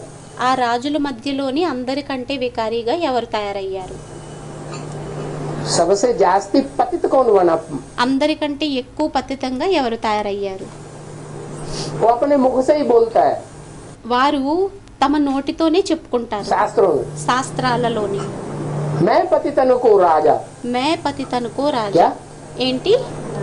सिर्फ पतित ही नहीं, కేవలం పతితమే కాదు, मैं पतितन को నేను పతిత తనువుకి राजा, రాజుని. माने पतितों का भी राजा, అనగా పతితులకి కూడా రాజా. माने जितने भी पतित विकारी राजाएं हुए అనగా ఎంతమంది అయితే పతిత వికారి రాజులు అయ్యారో उन सबसे जास्ती पतित और विकारी कौन सी आत्मा हुई? వారందరికంటే ఎక్కువ పతిత వికారి ఎవరయ్యారు? राम वाली आत्मा सबसे जास्ती विकारी हुई। రామ్వాలి ఆత్మ అందరికంటే ఎక్కువ వికారి అయ్యారు. लेकिन కానీ हम बच्चे ये समझते हैं పిల్లలైన మనం ఇలా అర్థం చేసుకుంటాము कि हमें तो उसको देखना ही नहीं है। ఏమనంటే మనకైతే వారిని చూడకూడదు. हम किसको देखते हैं? మనం ఎవరిని చూస్తాము? हम तो शिव बाबा को देखते हैं। మేమైతే శివ బాబాని చూస్తాము. हम మేము पतित विकारी को పతిత వికారిని नहीं देखते। जैसे छोड़ो ब्रह्मा मुँह। बाबा कहते थे, ఏ విధంగానైతే బ్రహ్మ బాబా అనేవారు, या उनके मुख से बाबा पूछते थे बच्चों से, లేక किसकी అతని నోటితోని వారి నోటితోని శివ బాబా అడిగేవారు ఏమనంటే गोद में आए हो? ఎవరి ఒడిలోకి వచ్చారు? तो जो बच्चे कहते थे ब्रह्मा बाबा हम आपको देखते हैं, आपकी गोद में आए। ఏ పిల్లలైతే చూసేవారు ఏమనంటే బ్రహ్మ బాబా మేము మిమ్మల్ని చూస్తాము, మీ ఒడిలోకి వచ్చాము అని. तो बाबा कहते फिर, అప్పుడు బాబా అనేవారు ఫెయిల్. जो कहते शिव बाबा की गोद में आए हैं, ఎవరైతే అనేవారో శివ బాబా ఒడిలోకి వచ్చాము అని, तो इसका मतलब है उनको शिव याद रहा ना। అయితే దీని అర్థమయ్యింది వారికి శివుడు గుర్తున్నారు కదా. जिस बिंदु का नाम शिव है, ఏ బిందువు యొక్క పేరైతే శివుడు అయ్యిందో, जो सदैव पावन है, वो ఎవరైతే సదైవం పావనం అయ్యారో याद रहा। तो जैसी అది జ్ఞాపకం ఉంది. भावना అయితే ఎలాంటి భావన वैसी दुनिया बन जाती है। అలాంటి ప్రపంచం తయారైపోతుంది. तो అయితే तुम बच्चे పిల్లలైన మీరు अंदर से ये जानते हो లోపల నుండి ఇది అర్థం చేసుకుంటారు, इस दुनिया में सबसे पतित विकारी कौन है? ఈ ప్రపంచంలోని అందరికంటే పతితం వికారి ఎవరయ్యారు? जो सारी मनुष्य सृष्टि का बाप है, ఎవరైతే మొత్తం మనుష్య సృష్టికి అంతటికి తండ్రి అయ్యారో वो सबसे जास्ती వారందరికంటే ఎక్కువ पतित और పతిత विकारी। और उसी మరియు వికారి అయ్యారు. में शिव बाबा आया हुआ, మరియు అదే తనువులో శివ బాబా వచ్చి ఉన్నారు. जिसको हम शिव बाबा कहते हैं, ఎవరినైతే మనం శివ్ బాబా అని అంటామో वो उसी तन में आया हुआ है। వారు అదే తనువులో एक వచ్చారు. वृक्ष है और आइते- उसमें 2 तरह के पक्षी वेदों में बता दिए। ఒకటి వృక్షం, దానిలోని 2 ప్రకారాలైన పక్షుల్ని వేదాలలోని చెప్పేశారు. क्या ये ఏంటి? दुनिया एक सृष्टि रूपी वृक्ष है ఈ ప్రపంచం ఒక సృష్టి రూపీ వృక్షం అయ్యింది. और उसमें दो మరియు దానిలోని पक्षी मुख्य बैठे हुए हैं. ముఖ్యమైనవి రెండు పక్షులు కూర్చుని ఉన్నాయి. एक है ఒకటయ్యింది భోగి, और एक है ఒకటి अभोक्ता. అభోక్త. अब ये अपने ऊपर है कि हम किसको देखें. ఇప్పుడు ఇది మన పైన ఉంది, మనం ఎవరిని చూడాలి అనేది. क्या ఏంటి अभी क्या हो रहा है ब्राह्मणों की दुनिया में. ఇప్పుడు ఏమవుతుంది బ్రాహ్మణ ప్రపంచంలోని? ब्राह्मणों की दुनिया में कोई की नजर लगी हुई है शंकर के ऊपर. బ్రాహ్మణ ప్రపంచంలోని కొంతమందిది దృష్టి శంకరుడి మీద ఉంది. कौन से शरीरधारी के ऊपर लगी है. ఏ శరీరధారి మీద ఉంది? भोगी के ऊपर लगी है या భోగి మీద ఉందా లేక अभोक्ता के ऊपर लगी है. అభోక్త మీద ఉందా? जिनकी नजर भोगी के ऊपर लगी हुई है ఎవరి దృష్టి అయితే భోగి మీద ఉందో वो गुण देखेंगे या अवगुण देखेंगे. వారు గుణాలని చూస్తారా లేక అవగుణాలని చూస్తారా?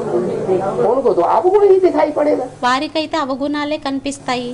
और जिन बच्चों ने बाप को पहचान लिया, మరియు ఏ పిల్లలైతే తండ్రిని గుర్తించేశారో, बाप की पहचान जिनकी बुद्धि में बैठ गई, తండ్రి పరిచయం ఏ పిల్లల బుద్ధిలో అయితే కూర్చుండిపోయిందో वो किसको देखेंगे. వారెవరిని చూస్తారు?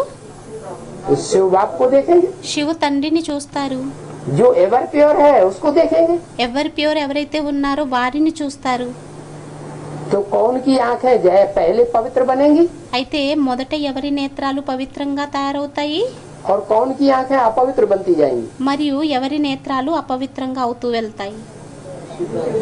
जो शिव बाबा को देखेंगे ఎవరైతే శివబాబాని చూస్తారో उनकी आंखें उनकी दृष्टि पवित्र बनती जाएगी వారి నేత్రాలు వారి యొక్క దృష్టి పవిత్రంగా అవుతూ వెళ్తుంది. और औरों की दृष्टि మరియు వేరే వేరే వారి యొక్క దృష్టి अपवित्र बनती जाएगी. అపవిత్రంగా అవుతూ వెళ్తుంది.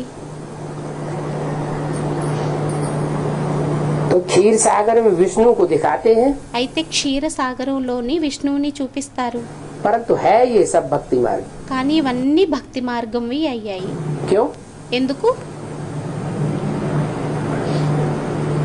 तो क्षीर सागर दिखाते हैं और उसमें विष्णु को दिखाते हैं, ये ఏదైతే క్షీర సాగరాన్ని చూపిస్తారో దానిలోని విష్ణువుని చూపిస్తారో भक्ति मार्ग. क्यों. बात तो सही है. ఇదైతే భక్తి మార్గం ఎందుకని అయ్యింది? విషయం అయితే కరెక్టే అయ్యింది. विष्णु कहाँ होगा. విష్ణువు ఎక్కడుంటారు? विष्णु तो क्षीर सागर में होता है. విష్ణువు అయితే క్షీర సాగరంలో ఉంటారు. फिर भक्ति मार्ग क्यों बता दिया. మరి భక్తి మార్గం అని ఎందుకు చెప్పేశారు? और क्षीर सागर कैसा समझते हैं. వారు క్షీర సాగరం ఎలా అనుకుంటారు? ये नहीं समझते कि क्षीर सागर ऐसी भी दुनिया कोई होती है. ఇలా అర్థం చేసుకోరు. ఏమనంటే అటువంటిది కూడా ఒక ప్రపంచం ఉంటుంది यहाँ सब आपस में मिलजुल करके ఎక్కడైతే అందరూ పరస్పరం కలిసిమెలిసి कैसे होकर रहते हैं. ఎలా అయి ఉంటారు? खीर खंड होकर के रहना, ఎలా అయితే ఖీర్ఖండగా అయ్యి కలిసి ఉండడం माना यूनिटी में रहना. అనగా యూనిటీలోని ఉండడం. प्योरिटी है आत्माओं में ఆత్మలలో ప్యూరిటీ ఉంది అంటే तो ऐसी यूनिटी बनती है. అప్పుడు అటువంటి యూనిటీ తయారవుతుంది. प्योरिटी नहीं है ప్యూరిటీ లేదు అంటే तो आपस में एक दूसरे से అప్పుడు పరస్పరం ఒకరితో మరొకరు खार खाते रहते हैं. ఉప్పుగా అవుతూ ఉంటారు. खारा तो खारा ही होगा. ఉప్పు అయితే ఉప్పుగానే ఉంటుంది. बड़ा बड़ा तालाब बनाते हैं పెద్ద పెద్ద చెరువుల్ని తయారు చేస్తారు क्षीर सागर के लिए. క్షీరసాగరం కోసం. उसमें विष्णु को दिखाते हैं. దానిలోని విష్ణువుని చూపిస్తారు. विष्णु का बड़ा चित्र दिखाते हैं. విష్ణువుది పెద్ద చిత్రాన్ని చూపిస్తారు. क्या बड़ा चित्र क्यों दिखाया.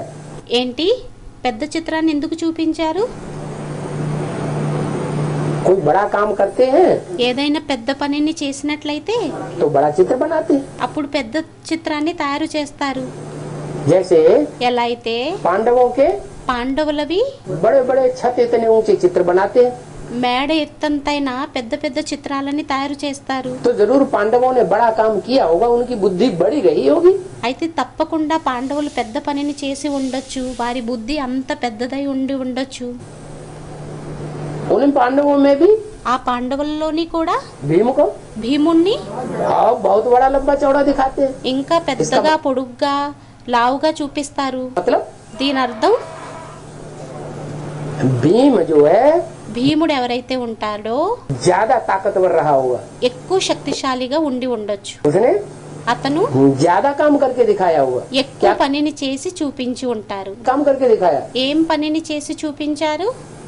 अकेले भीम ने 100 कीचकों को मारा ఒంటరిగా భీముడు 100 మంది కీచుకుల్ని చంపాడు और మరియు 100 कौरवों को मारा था।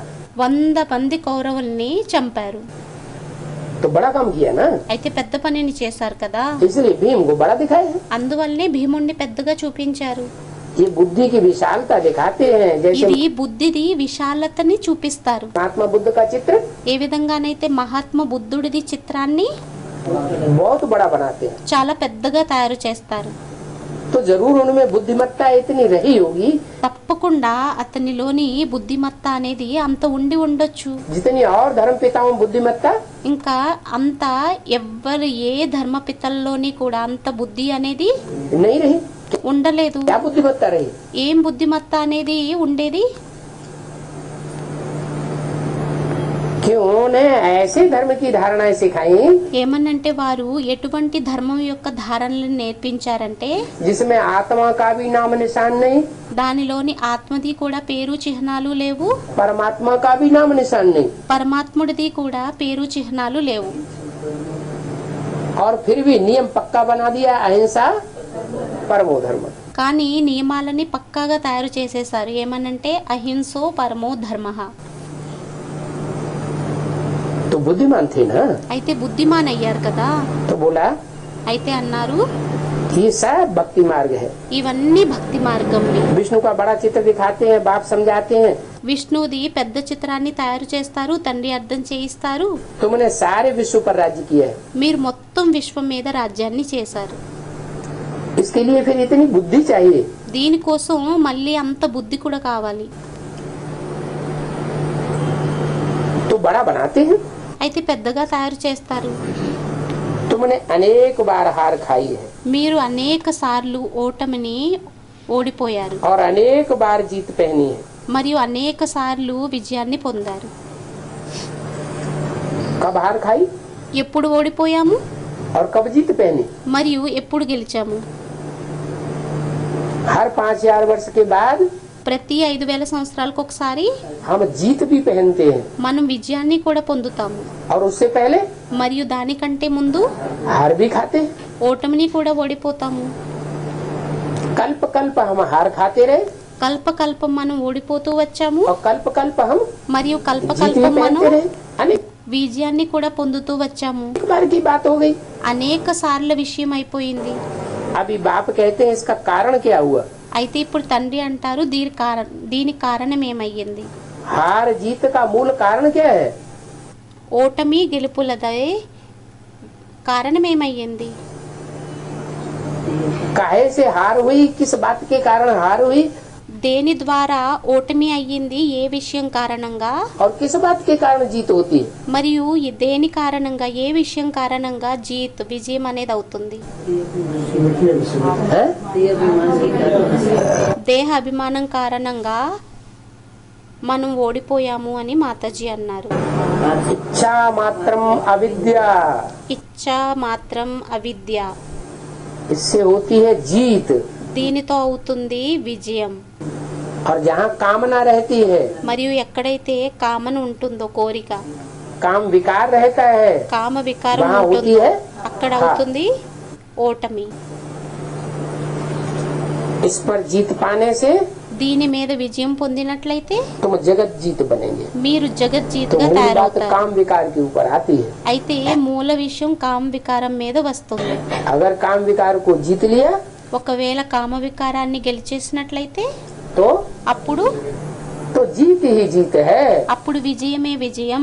फिर हार होने की बात ఇంకా ఓడిపోయేటటువంటి విషయం नहीं। इसलिए कहते हैं ఉండదు. काम जीते అందువలనే అంటారు కామ్ జీతే जगत जीत। జగజ్జీత్. और काम की जो इंद्रिय है, మరియు కామం యొక్క ఇంద్రియాలు ఏవైతే ఉంటాయో उस इंद्रिय के लिए भी कहते हैं ఆ काम ఇంద్రియాల కోసం కూడా అంటారు इंद्रिय। इंद्रिय जीते ఇంద్రియ జీతే కామేంద్రియ జీతే जगत जीत। జగజ్జీత్. तो खुशी से ऐसा जगत जीत बनना चाहिए ना। అయితే ఖుషిగా ఆ విధంగా జగజ్జీతులుగా అవ్వాలి కదా. कैसा? ఎలా? जो जगत को जीत पाने वाला हो, ఎవరైతే జగత్ యొక్క విజయాన్ని పొందేటటువంటి వారు ఉంటారు. बल गृहस्थ व्यवहार में हो, భలే గృహస్థ వ్యవహారంలోని ఉన్నారు. क्या ఏంటి? ऐसे ही नहीं सन्यासी बन करके जीत लिया, అలా ఏమీ కాదు సన్యాసిగా అయి గెలిచేశారు అని. भल गृहस्थ व्यवहार में रहने वाला हो, భలే గృహస్థ వ్యవహారంలో ఉండేటటువంటి వారైనా కూడా परंतु కానీ इंद्रियों पर ఇంద్రియాల మీద जीत पाने वाला हो, జీతును పొందేటటువంటి వారై ఉండాలి. कमल फूल के समान जीवन हो. కమల పుష్ప సమానంగా జీవనం ఉండాలి. क्या विशेषता है कमल फूल में और गुलाब में? ఏం విశేషత అనేది ఉంటుంది కమల పుష్పం మరియు గులాబీ పుష్పంలోని? कमल का फूल కమల పుష్పాన్ని कीचड़ में भी रहता है, कितना गाढ़ा कीचड़ होता है, ఎంత అది మురికిలో కూడా ఉంటుంది, ఎంత చిక్కటి మురికి అయి ఉంటుంది, कितना गंदा होता है. ఎంత మురికిగా ఉంటుంది. और कीचड़ में से निकालो మరియు మురికిలో నుండి తీయండి, तो कोई అప్పుడు ఏమి निशान भी नहीं रहता. చిహ్నం కూడా ఉండదు. और गुलाब के फूल को डाल दो कीचड़ में तो మరి గులాబీ పుష్పాన్ని ఒకవేళ బురదలో వేసేసినట్లయితే అప్పుడు खत्म ही हो जाएगा. సమాప్తి అయిపోతుంది. अभी तो तुम कांटे से फूल बन रहे हो, ఇప్పుడు మీరు ముళ్ళు నుండి పుష్పంగా అవుతున్నారు. क्या ఏంటి? अभी तुम ఇప్పుడు మీరు कमल फूल समान बने नहीं हो, కమల పుష్ప సమానంగా తయారైపోలేదు. अभी हो तुम कांटे, ఇప్పుడు మీరు ముళ్ళు, दुख देने वाले. దుఃఖాన్ని ఇచ్చేటటువంటి వారు. उससे बदल करके దాని నుండి మారి फूल बन रहे हो. ఫూల్గా అవుతున్నారు, పుష్పంగా. समझ में आता है అర్థం అవుతుంది. क्या? ఏంటి? ये सब जो कांटों का फूल का ఈ ఏవైతే ముళ్ళులువి పుష్పాలవి और भांति भांति के फूलों का मिसाल दिया जाता है, మరియు రకరకాల పుష్పాల ఉదాహరణలు ఏవైతే ఇవ్వడం జరుగుతుందో वो सब मिसाल किसके लिए है? అవన్నీ ఉదాహరణలు ఎవరి కోసం? हम बच्चों के लिए ये मिसाल है. పిల్లలైన మన కోసమే ఈ ఉదాహరణలు అయ్యాయి. कांटे एक दो को कितना तंग करते हैं, ముళ్ళులు ఒకరికి మరొకరు ఎంత ఇబ్బందిని కలిగిస్తూ ఉంటాయి. एक दो को मार भी देते हैं. ఒకరినొకరు చంపేసుకుంటారు కూడా. तो बाप मीठे मीठे बच्चों को कहते हैं, అయితే తండ్రి మధురాతి మధురమైన పిల్లలతో అంటారు, तुम सब की अभी वानप्रस्थ अवस्था है. మీ అందరిది ఇప్పుడు వానప్రస్థ అవస్థ అయ్యింది. तुम्हारा कोई बचपन नहीं है. మీది బాల్యావస్థ ఏమీ కాదు. क्या? ఏంటి? अब सबकी अंतिम जन्म है. ఇప్పుడు అందరిది అంతిమ జన్మ అయ్యింది. इस अंतिम जन्म में ఈ అంతిమ జన్మలోని सबकी అందరిది वानप्रस्थ अवस्था है. వానప్రస్థ మన- అవస్థ అయ్యింది. అనగా अनेक जन्म विकार भोगते भोगते అనేక జన్మలు వికారాలని భోగిస్తూ భోగిస్తూ अब अंतिम घड़ी आ गई. ఇప్పుడు అంతిమ ఘడియ వచ్చేసింది. छोटे छोटे बच्चे पैदा होते हैं, చిన్న చిన్న పిల్లలు జన్మలు తీసుకుంటున్నారు. वो भी कितने समझदार पैदा होते हैं, వారు కూడా ఎంత తెలివైన వారు జన్మను తీసుకుంటున్నారు. उनमें भी कितने विकार भरे हुए हैं. వారిలోని కూడా ఎన్ని వికారాలు నిండి ఉన్నాయి. तो ऐसे नहीं అయితే అలా ఏమీ కాదు. कि कोई बाल अवस्था में है, ఏమనంటే ఎవరైనా బాలావస్థలో ఉన్నారు అని, कोई महात्मा है. మహాత్మ అయ్యారని. जैसे बाबा कहते हैं छोटे बच्चे तो जैसे ఏ విధంగానైతే బాబా అంటారు, చిన్నపిల్లలు ఏ విధంగాను అంటే महात्मा होते हैं. మహాత్ములై ఉంటారు. नहीं, अभी हाँ। सबकी ఇప్పుడు అందరిది सबकी वानप्रस्थ अवस्था है. అందరిది వానప్రస్థ అవస్థ అయ్యింది. छोटे बड़े చిన్నవారు सब పెద్దవారు वानप्रस्थ अवस्था में है. అందరూ వానప్రస్థ అవస్థలో ఉన్నారు. अभी तुम वाणी से परे जाने के लिए पढ़ते हो. ఇప్పుడు మీరు వాణి నుంచి అతీతంగా అవ్వడం కోసం చదువుకుంటున్నారు. इसलिए पढ़ते हो. ఎందువలన చదువుతారు? वाणी से भी परे चले जाओ. వాణి కంటే కూడా అతీతంగా వెళ్ళిపోండి. बाप कहते हैं सभी की वानप्रस्थ अवस्था है. తండ్రి అంటారు అందరిది వానప్రస్థ అవస్థ అయ్యింది. तो वानप्रस्थ అయితే का सही వానప్రస్థ अर्थ समझना चाहिए ना. ది అసలైన అర్థాన్ని అర్థం చేసుకోవాలి కదా. वाणी से परे వాణి నుండి పరే అతీతం हो जाना चाहिए. అయిపోవాలి. माना అనగా कोई भी विकारों की बात आएगी तो पहले मन के अंदर आएगी. ఏమైనా వికారాలు వచ్చినట్లయితే మొదట ఆ వికారాలు మనసు లోపల వస్తాయి. मन के अंदर से फिर स्थूल रूप धारण करती है तो అప్పుడు మనసు లోపల నుండి ఎప్పుడైతే స్థూల రూపాన్ని ధారణ చేసినట్లయితే అప్పుడు वाचा में आती है। వాచాలోకి వస్తాయి. तो अब वाणी से भी परे चले जाना चाहिए। అయితే ఇప్పుడు వాణి నుండి కూడా అతీతంగా అయిపోవాలి, వెళ్ళిపోవాలి. ये भक्ति में रस्म रिवाज चलती है। ఇది భక్తిలోని రీతి రివాజులు నడుస్తాయి. यहाँ तुम वानप्रस्थी बनते हो ఇక్కడ మీరు వానప్రస్థిగా తయారవుతారు. तो भक्ति मार्ग में भी అప్పుడు భక్తి మార్గంలోని वाणी కూడా से परे चले जाते हैं। వాణితోని పరే అతీతంగా వెళ్ళిపోతారు. అనగా बात करना మాట్లాడడం छोड़ देते हैं। घर परिवार విడిచిపెట్టేస్తారు. वालों से ही बात करना बंद कर देते हैं। గృహస్థ పరివారం వారితోనే మాట్లాడడం విడిచిపెట్టేస్తారు. हमारा कुछ लेन देन ఇంకా మాది बातचीत ఏమీ का भी కూడా वाचा का भी कोई ఇచ్చిపుచ్చుకోవటం, कनेक्शन नहीं रहा। వాచాది కూడా ఏమీ ఇచ్చిపుచ్చుకోవటం ఇంకేమీ మిగలలేదు. लेकिन बात कहाँ की है? కానీ విషయం ఎక్కడిది? यहाँ की बात है ఇక్కడ విషయం అయ్యింది. कि जब हमारी आत्मा निराकारी स्टेज में आकारी स्टेज में टिक जाएगी ఎప్పుడైతే మన ఆత్మ నిరాకారి స్టేజ్ లో ఆత్మిక్ స్టేజ్ లో స్థిరం అయిపోతుందో तो हमको बात करने की भी అప్పుడు మనకి మాట్లాడేటటువంటి ఇష్టం కూడా दरकार नहीं रहेगी। అవసరం అనేది ఉండదు. 60 वर्ष से 60 సంవత్సరాల నుండి गुरु करना शुरू करते हैं గురువుని చేయటం మొదలు और పెడతారు. तुमको तो अभी मिला है सदगुरु। మరియు మీకైతే ఇప్పుడు సద్గురువు లభించారు. और तो भक्ति मार्ग में 60 वर्ष के बाद गुरु करते हैं అదైతే భక్తి మార్గంలో 60 సంవత్సరాల తర్వాత గురువుని చేసుకుంటారు. और तुमको तो अभी మరియు మీకైతే ఇప్పుడు तुम्हारी सबकी अभी वानप्रस्थ अवस्था है और तुमको सदगुरु मिला हुआ है। మీదందరిది ఇప్పుడు వానప్రస్థావస్థ అయ్యింది, మీకు సద్గురువు లభించారు. वो सदगुरु तो तुमको सच्चे वानप्रस्थ अवस्था में ले ही जाएंगे। ఆ సద్గురువు అయితే మిమ్మల్ని సత్యమైన వానప్రస్థావస్థలోకి అయితే తీసుకునే వెళ్తారు. वो वानप्रस्थ अवस्था तो झूठी है ఆ వానప్రస్థావస్థ అయితే అసత్యమైనది. जहाँ वाणी से परे कर देते हैं स्थूल रूप ఎక్కడైతే స్థూల రూపంలో వాణి నుండి అతీతంగా చేసేసుకుంటారు. और तुमको तो మరియు మీకైతే सच्ची सच्ची वानप्रस्थ अवस्था में ले जाते हैं సత్యమైన వానప్రస్థావస్థలోకి తీసుకొని వెళ్తారు. जहाँ तुमको अंदर से ही इच्छा नहीं होगी क्या ఎక్కడైతే మీకు లోపల నుండే ఇష్టం అనేది ఉండదు. ఏంటి कि हम वाचा में ఏమనంటే ఆవే. మేము వాచాలోకి రావాలి అనేది. ये यूनिवर्सिटी है, ఇది యూనివర్సిటీ అయ్యింది, भगवान वाच है ना। భగవాన్ వాచ్ అయ్యింది मैं కదా. तुमको राजयोग सिखलाता हूँ। నేను మీకు రాజయోగాన్ని నేర్పిస్తాను. ये मैं भगवान क्यों करते हैं? ఇది నేను అని భగవంతుడు ఎందుకు అంటూ ఉంటారు?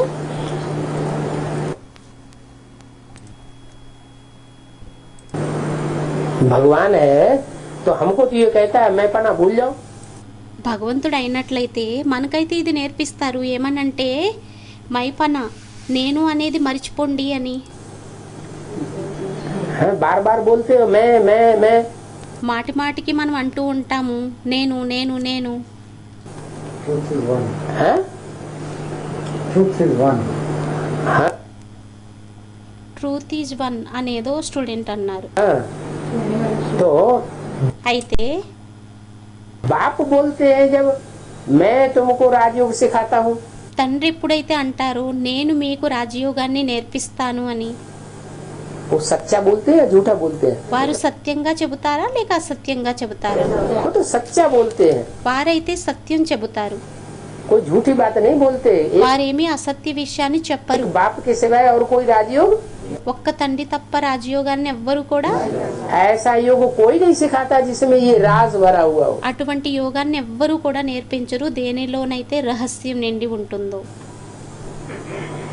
जो राजाओं का राजा बनाए, ఏదైతే రాజులకి కూడా రాజులుగా తయారు చేసేస్తారు. पूज्य राजाएं थे పూజ్య రాజులు ఉండేవారు, वो ही फिर पुजारी बने। వారే మళ్ళీ పూజారిగా అయ్యారు. कैसे? ఎలా? पूज्य कब थे? పూజ్యులుగా ఎప్పుడు ఉండేవారు? पूजनीय कब थे? పూజనీయులుగా ఎప్పుడు ఉండేవారు? जब आत्मिक स्थिति वाले थे ఎప్పుడైతే ఆత్మిక స్థితిలో ఉండేటటువంటి వారిగా ఉండేవారిమో तो पूज्य थे। అప్పుడు పూజ్యులుగా ఉండేవారిమి. स्वस्थिति में स्थित थे స్వయం స్థితిలో స్థిరమై ఉండేవారిము, देवता थे, దేవతలుగా ఉండేవారిము, स्वर्ग में थे స్వర్గంలో ఉండేవారిము, तो पूज्य थे। అప్పుడు పూజ్యులుగా ఉండేవారిమి. फिर द्वापर युग में क्या करते हैं? మళ్ళీ ద్వాపర యుగంలోని ఏం చేస్తావు? Yes. द्वापर युग में स्वर्ग तो होता ही नहीं। ద్వాపర యుగంలో అయితే స్వర్గం ఉండదు. आत्मिक स्थिति किसी की ఆత్మిక స్థితి ఎవరిది కూడా होती नहीं, तो क्या ఉండదు. करते हैं? అప్పుడు ఏం చేస్తారు? वो ही देवताएं जो पूज्य थे, आत्मिक स्थिति वाले थे, ఎవరైతే దేవతలు పూజ్యులుగా ఉండేవారో, ఆత్మిక్ స్టేజ్లో ఉండేవారో, स्व स्थिति वाले थे, స్వయం స్థితిలో ఉండేవారో वो వారు पर चिंतन में आ जाते हैं, పరచింతనలోకి पर से వచ్చేస్తారు. प्रभावित हो जाते हैं। పరులకి ప్రభావితం అయిపోతారు. किससे प्रभावित हो जाते हैं? ఎవరితో ప్రభావితం అయిపోతారు? रावण రావణుడు देहधारी गुरुओं से प्रभावित हो जाते हैं। దేహధారి గురువులకి ప్రభావితం అయిపోతారు. जब प्रभावित हो जाते हैं ఎప్పుడైతే ప్రభావితం అయిపోతారో तो जड़ मूर्तियों की అప్పుడు జడ విగ్రహాలకి पूजा करते हैं। పూజను చేస్తారు. तो बाप कहते हैं అయితే తండ్రి అంటారు, बच्चे अच्छी रीति पुरुषार्थ करो। పిల్లలు మంచి రీతిలోని పురుషార్థమని చేయండి. क्या अच्छी रीति पुरुषार्थ करो? ఏం మంచి రీతిలో పురుషార్థమని చెయ్యాలి?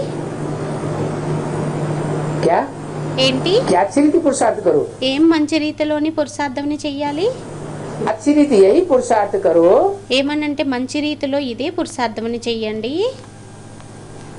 कि जो पुजारी हैं ఏదైతే उनसे प्रभावित मत हो। పూజారి ఎవరైతే ఉన్నారో వారికి ప్రభావితం అవ్వద్దు. किससे प्रभावित हो? ఎవరికి ప్రభావితం అవ్వాలి? हैं? जो सदैव ही पूज्य था, ఎవరైతే సదైవం పూజ్యంగా ఉండేవారు. सदैव पूज्य कौन होता है? సదైవం పూజ్యంగా ఎవరుంటారు?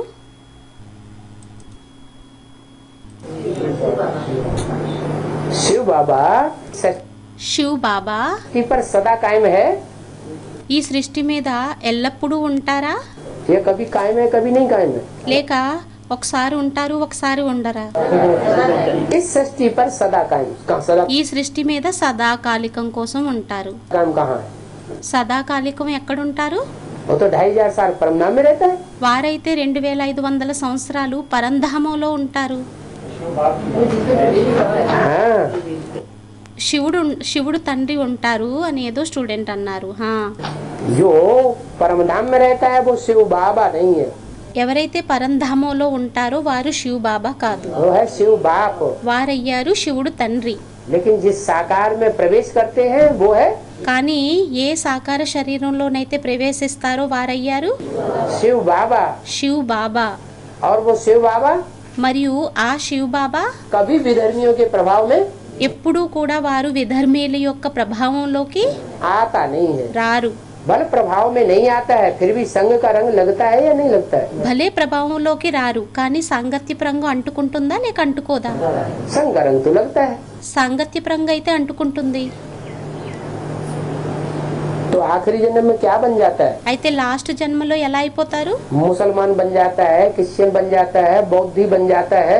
ముసల్మానుగా అయిపోతారా, బౌద్ధిగా అయిపోతారా, క్రిస్టియన్గా అయిపోతారా? क्या बन जाता है? ఎలా అయిపోతారు?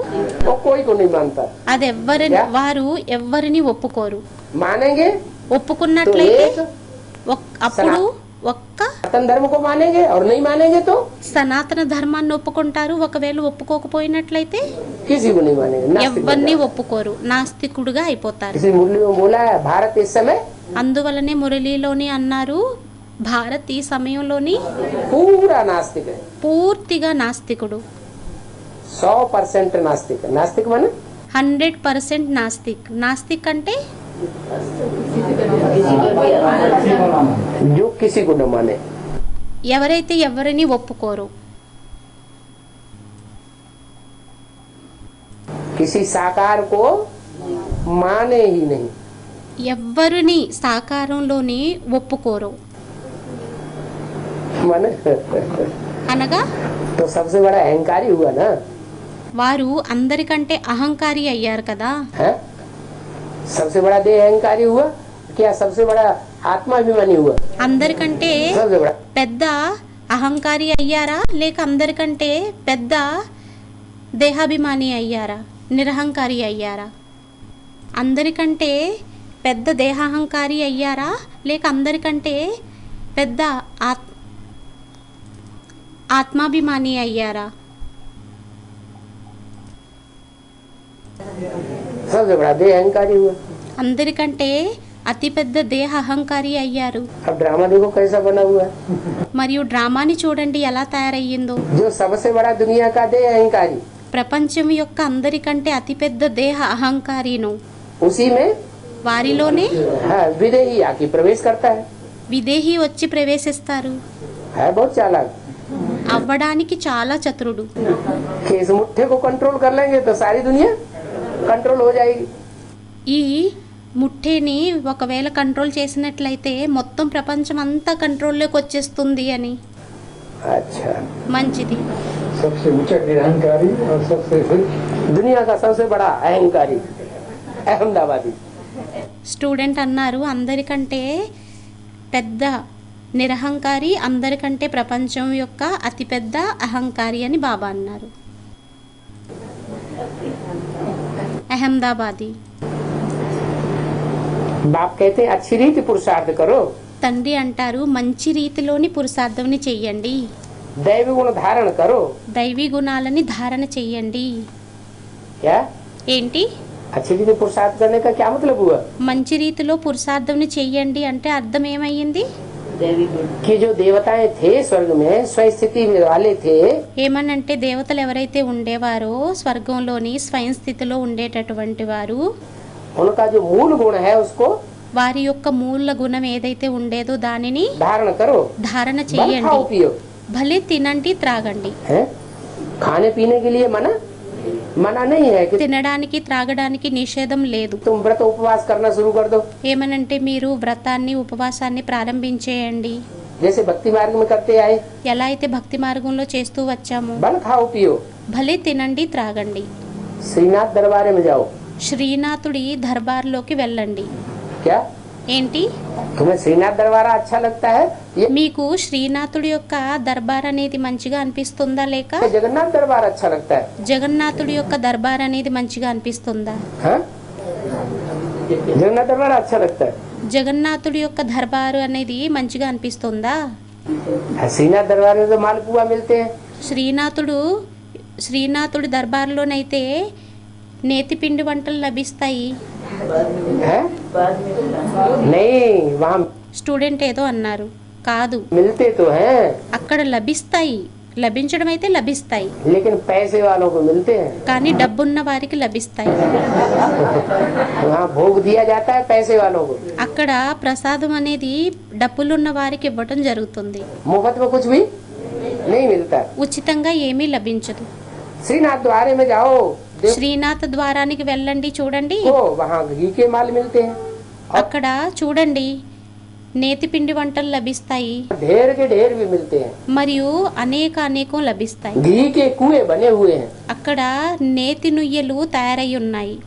क्या ఏంటి वहाँ घी का అక్కడ कुआ बना हुआ है?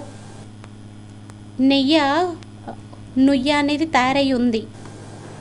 वो फिर खाते कौन है? जो घी का कुआ बना हुआ है, మరి దానిని ఎవరు తింటారు?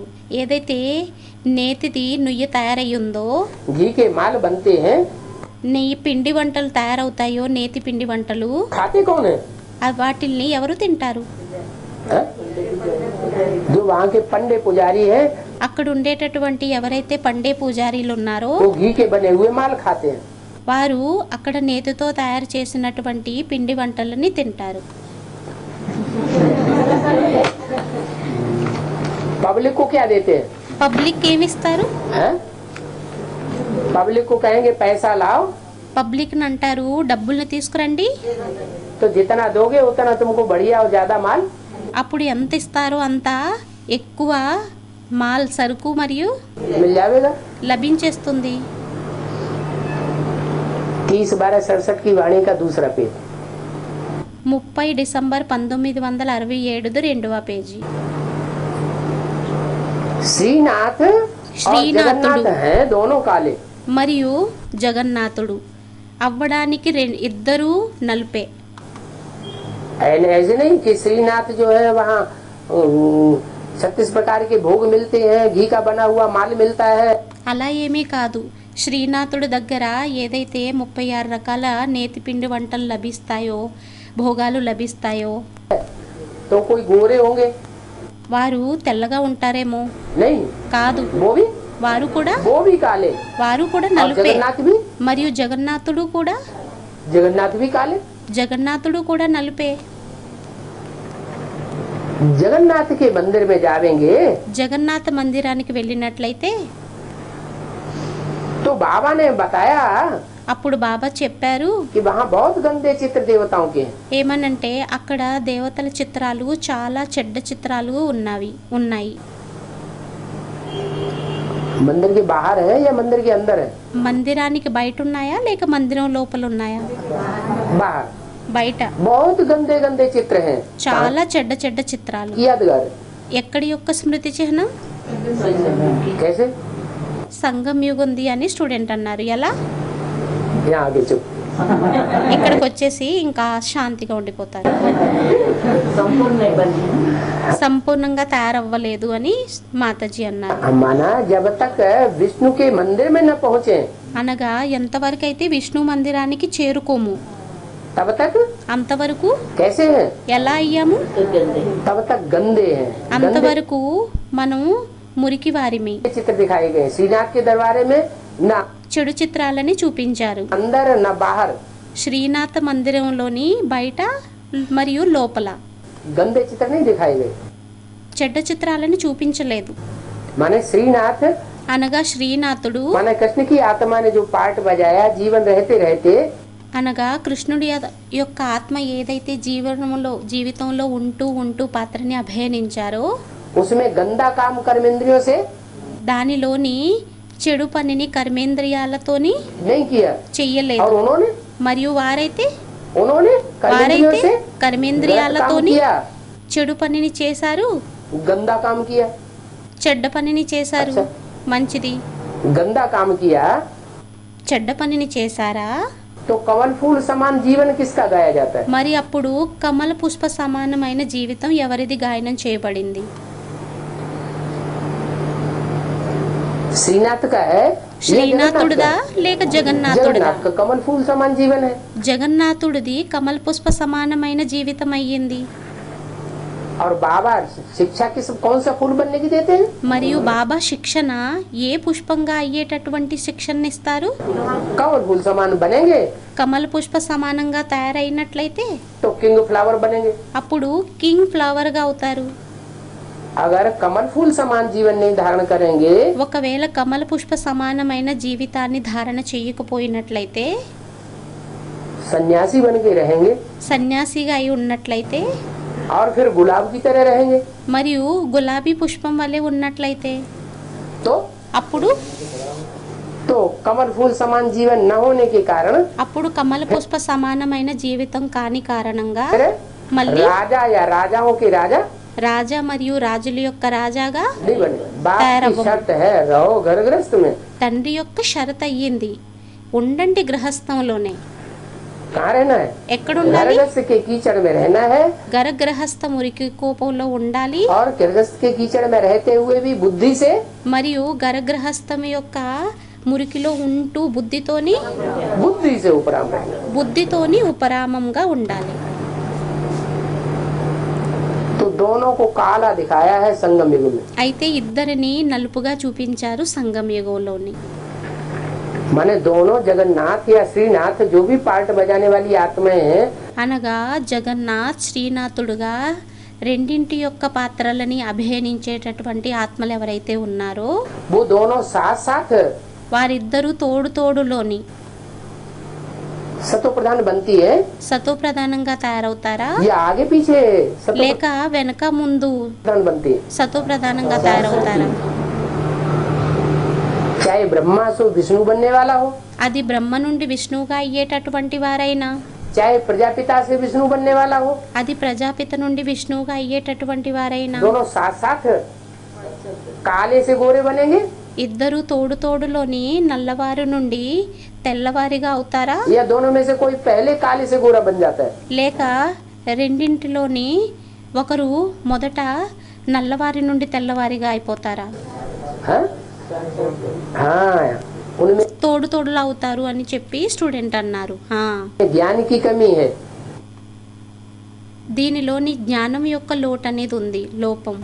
ज्ञान की कमी होने के कारण జ్ఞానం యొక్క లోపం ఉన్న కారణంగా वो समझते ही नहीं कि पवित्रता असली क्या होती है, వారు అర్థమే చేసుకోరు అసలైన పవిత్రత అనేది ఏమవుతుంది అనేది.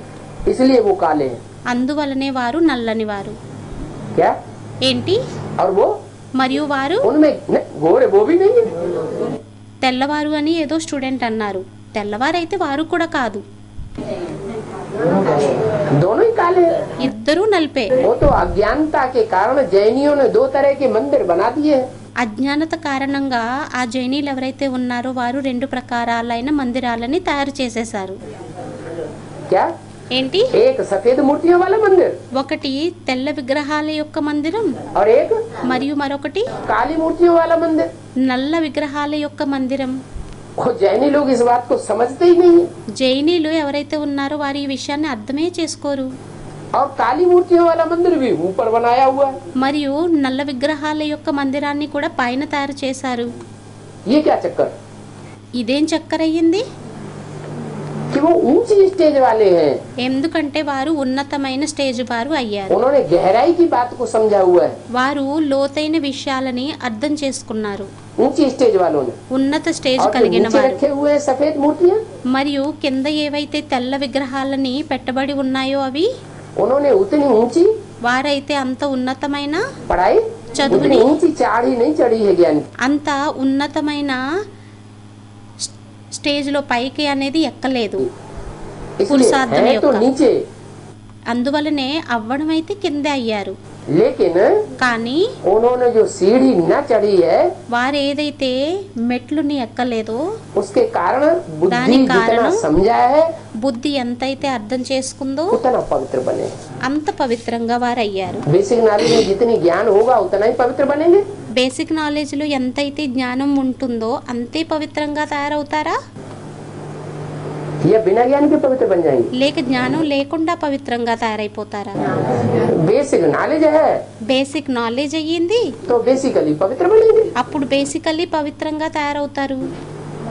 एडवांस ज्ञान है అడ్వాన్స్ జ్ఞానం అయ్యింది, तो एडवांस के पवित्र बनेंगे. అప్పుడు అడ్వాన్స్ యొక్క పవిత్రంగా తయారవుతారు. एक है सन्यासियों की पवित्रता ఒకటయ్యింది సన్యాసీయుల పవిత్రత, और एक है देवताओं की पवित्रता. మరొకటయ్యింది దేవతల యొక్క పవిత్రత. कौन ज्यादा ऊंचे हुए? ఎవరు ఎక్కువ ఉన్నతమయ్యారు? देवताएं ज्यादा ऊंचे हुए. దేవతలు ఎక్కువ ఉన్నతమయ్యారు. देवताओं में भी దేవతల్లోని కూడా एक है राजा बनने वाले ఒకరయ్యారు రాజుగా తయారయ్యేటటువంటి వారు, और एक है रानी बनने वाले. మరొకరయ్యారు రాణిలుగా అయ్యేటటువంటి వారు. कौन अधिकारी है कौन आधीन है? ఎవరు అధికారి అయ్యారు, ఎవరు ఆధీనమయ్యారు? राजा अधिकारी है, రాజులు అధికారులు అయ్యారు, रानी आधीन है. రాణిలు क्यों? ఆధీనమయ్యారు. वो आधीन क्यों बनी? వారు ఎందుకని ఆధీనంగా తయారయ్యారు? ఎందుకు? उनमें तो ज्यादा पवित्रता रही जन्म जन्मांतर. వారిలోనైతే జన్మ జన్మాంతరాలు ఎక్కువ పవిత్రత అనేది ఉంది. उनके आए बगैर तो ये पवित्र बन भी नहीं सकते. వారు రాకుండా వీరు పవిత్రంగా తయారవ్వనే అవ్వలేరు. हाँ, उनको తండ్రి యొక్క గుర్తింపు అని స్టూడెంట్ అన్నారు. बाप की पहचान नहीं होती. వారికి తండ్రి యొక్క పరిచయం అవ్వదు. तो सबसे बड़ी उपलब्धि क्या हुई? అయితే అన్నింటికంటే పెద్ద ఉపలబ్ధి ఏమయ్యింది? తండ్రిది बाप की पहचान. अम्मा తండ్రిది గుర్తింపు. को तो पहचान लिया, అమ్మనైతే గుర్తించేశారు. रानियों ने किसको पहचान लिया? రాణిలు ఎవరిని గుర్తించేశారు? बच्चियां जो घर में पैदा होती हैं वो किसकी तरफ जाती हैं? అమ్మాయిలు ఎవరైతే ఇంట్లోని జన్మను తీసుకుంటారో వారు ఎటువైపుకు వెళ్తారు? वो अम्मा की तरफ जाती है. వారు అమ్మ వైపుకు వెళ్తారు. और बच्चा మరియు పిల్లవాడు बाप की तरफ जाता है. పిల్లవాడు తండ్రి వైపుకు వెళ్తాడు. ये दो हैं. एक వీరు ఇద్దరయ్యారు. विजयमाला, ఒకటి విజయమాల, एक रुद्रमाला. ఒకటి रुद्रमाला है రుద్రమాల. बच्चे, రుద్రమాల వారు అబ్బాయిలు, और विजयमाला है మరియు విజయమాల వారయ్యారు बच्चियां. అమ్మాయిలు. बच्चियां बनती हैं रानी, అమ్మాయిలు అవుతారు రాణిలు, और మరియు रुद्रमाला के बच्चे बनते हैं రుద్రమాల యొక్క అబ్బాయిలు అవుతారు राजा. రాజులు. सारा फाउंडेशन यहाँ से पड़ा हुआ है. మొత్తం ఫౌండేషన్ అంతా ఇక్కడ నుండే పడి ఉంది. तो जगन्नाथ के मंदिर में बहुत गंदे चित्र लगे हुए हैं. అయితే జగన్నాథుడి మందిరంలోని చాలా చెడ్డ చిత్రాలు పెట్టబడి ఉన్నాయి. हैं तो दोनों काले. అవ్వడానికి ఇద్దరూ నలిపే. श्रीनाथ को भी काला दिखाते हैं और जगन्नाथ को भी శ్రీనాథుణ్ణి కూడా నల్లగా చూపిస్తారు మరియు జగన్నాథుణ్ణి కూడా काला दिखाते हैं, लेकिन बहुत నల్లగా उल्टा किसको చూపిస్తారు. दिखाते हैं? కానీ ఎక్కువ మురికిగా ఎవరిని చూపిస్తారు?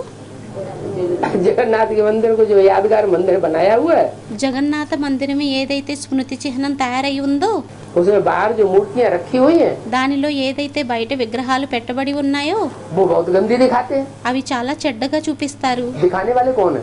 చూపించేటటువంటి వారు ఎవరయ్యారు? हैं? మనుషులు అని స్టూడెంట్ అన్నారు.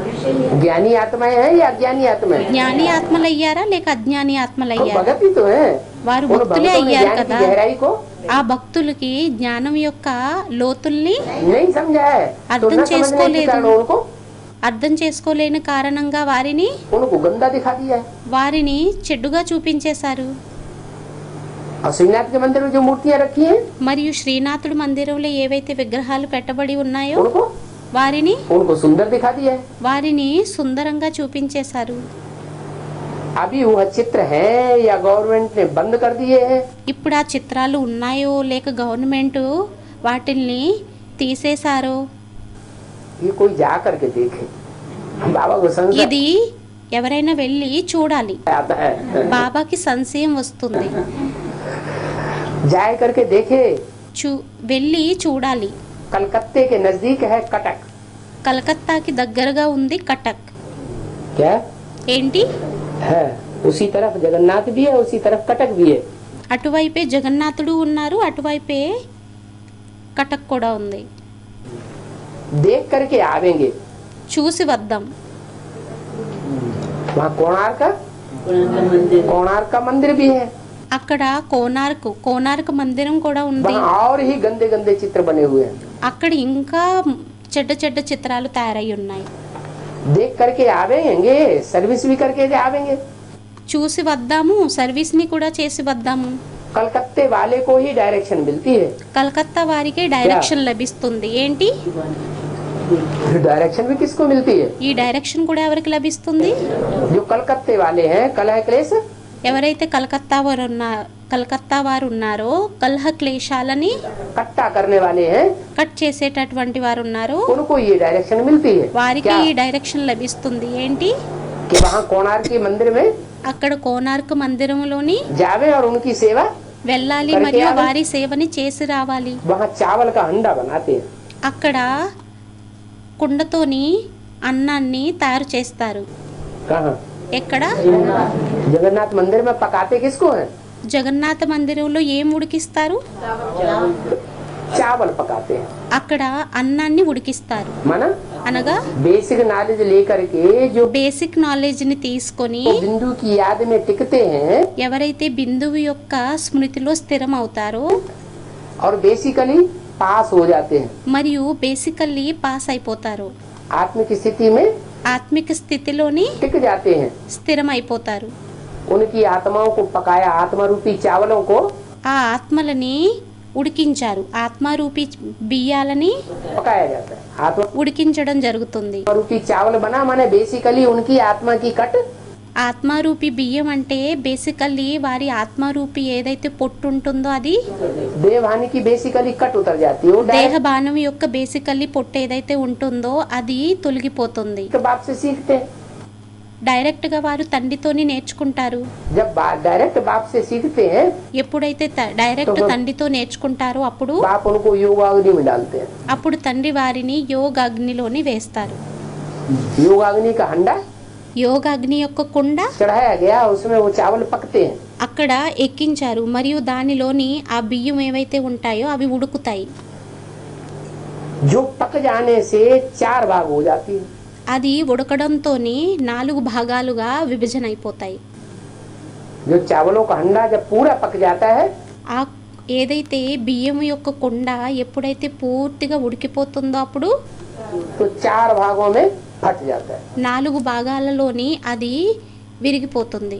माना అనగా जब एडवांस पार्टी शुरू होती है ఎప్పుడైతే అడ్వాన్స్ పార్టీ ప్రారంభం అవుతుందో तो शुरुआत में అప్పుడు ప్రారంభంలోని जिनको ये एडवांस ज्ञान मिलता है ఎవరికైతే ఈ అడ్వాన్స్ జ్ఞానం లభిస్తుందో वो कितने होते हैं? వారు ఎంతమంది ఉంటారు? 4 ही होते हैं बीज रूप आत्माएं। నలుగురే ఉంటారు బీజరూపాత్మలు. वो 4 धर्म की 4 बीज रूप आत्माएं होती हैं। వారు నలుగురు ధర్మాల యొక్క लेकिन उस నలుగురు समय బీజరూపి ఆత్మలు ఉంటారు. కానీ ఆ సమయంలోని ये अधूरी न ఆ సమయంలోని వారు అసంపూర్ణం, నలుగురు అసంపూర్ణ జ్ఞానం, पकी हुई సగం ఉడికి ఉన్నవారు, कच्ची है పచ్చిగా ఉన్నారు. कि ज्ञान में पक्की होती है, లేక ఆ సమయంలో జ్ఞానంలో పక్కాగా ఉంటారా? वो कच्ची होती है। ఆ సమయంలోని కచ్చాగా ఉంటారు. फिर మళ్ళీ जिन्होंने कच्चा ज्ञान लिया, ఎవరైతే కచ్చా జ్ఞానాన్ని తీసుకున్నారో, जिन्होंने पक्का ज्ञान लिया, कौन ఎవరైతే పక్కా జ్ఞానాన్ని తీసుకున్నారో, नंबर 1, कौन नंबर 2, 3, 4, ఎవరు నెంబర్ 1, ఎవరు నెంబర్ 1, 2, ఎవరు నెంబర్ 1, 3, ఎవరు నెంబర్ 1, 4. चौथे नंबर का पुरुषार्थ किसने किया? 4వ నెంబర్ పురుషార్థంని ఎవరు చేశారు? अव्वल नंबर का पुरुषार्थ किसने किया? మొదటి నెంబర్ పురుషార్థంని ఎవరు చేశారు? और 4 भाग हो जाते हैं चावलों। ఆ అన్నంది 4 భాగాలైపోతాయి. क्या ఏంటి? मुख्य धर्म कितने हैं? ముఖ్యమైన ధర్మాలెన్ని? 4 मुख्य धर्म है, 22 तो 4 ముఖ్యమైన ధర్మాలయ్యాయి. बाकी तो उनके सहयोगी धर्म है। మిగతావి వాటి యొక్క సహయోగి ధర్మాలయ్యాయి. तो 4 भाग हो जाते हैं, అయితే 4 భాగాలైపోతాయి. सिर्फ चावल का ही भोग लगता है। కేవలం అన్నందే అక్కడ భోగం అనేది పెట్టబడుతుంది. क्या ఏంటి? घी का भोग, घी के बने हुए मालपुओं का भोग नहीं लगता। నెయ్యం యొక్క భోగం, నెయ్యితో తయారు చేయబడినటువంటి భోగాలని అక్కడ పెట్టడం జరగదు. क्योंकि अभी साधारण है ना, ఎందుకంటే ఇప్పుడు సాధారణమయ్యారు కదా. इसलिए चावल का भोग लगता है। అందువలనే అన్నం యొక్క భోగం పెట్టబడుతుంది. हाँ है, हाँ पकाते हैं। हाँ तो మాతాజీ అడిగారు, బాబా అక్కడ 7 కుండలతోని ఒక దాని మీద ఒకటి పెట్టి ఏదైతే ఉడికిస్తారో ऊपर की हंडी में पहले पक जाता है। పైన ఏదైతే 7వ కుండ పైన ఏదైతే ఉంటుందో అది మొదట ఉడికిపోతుంది. क्यों? ఎందుకు? और 7 नारायण है ना।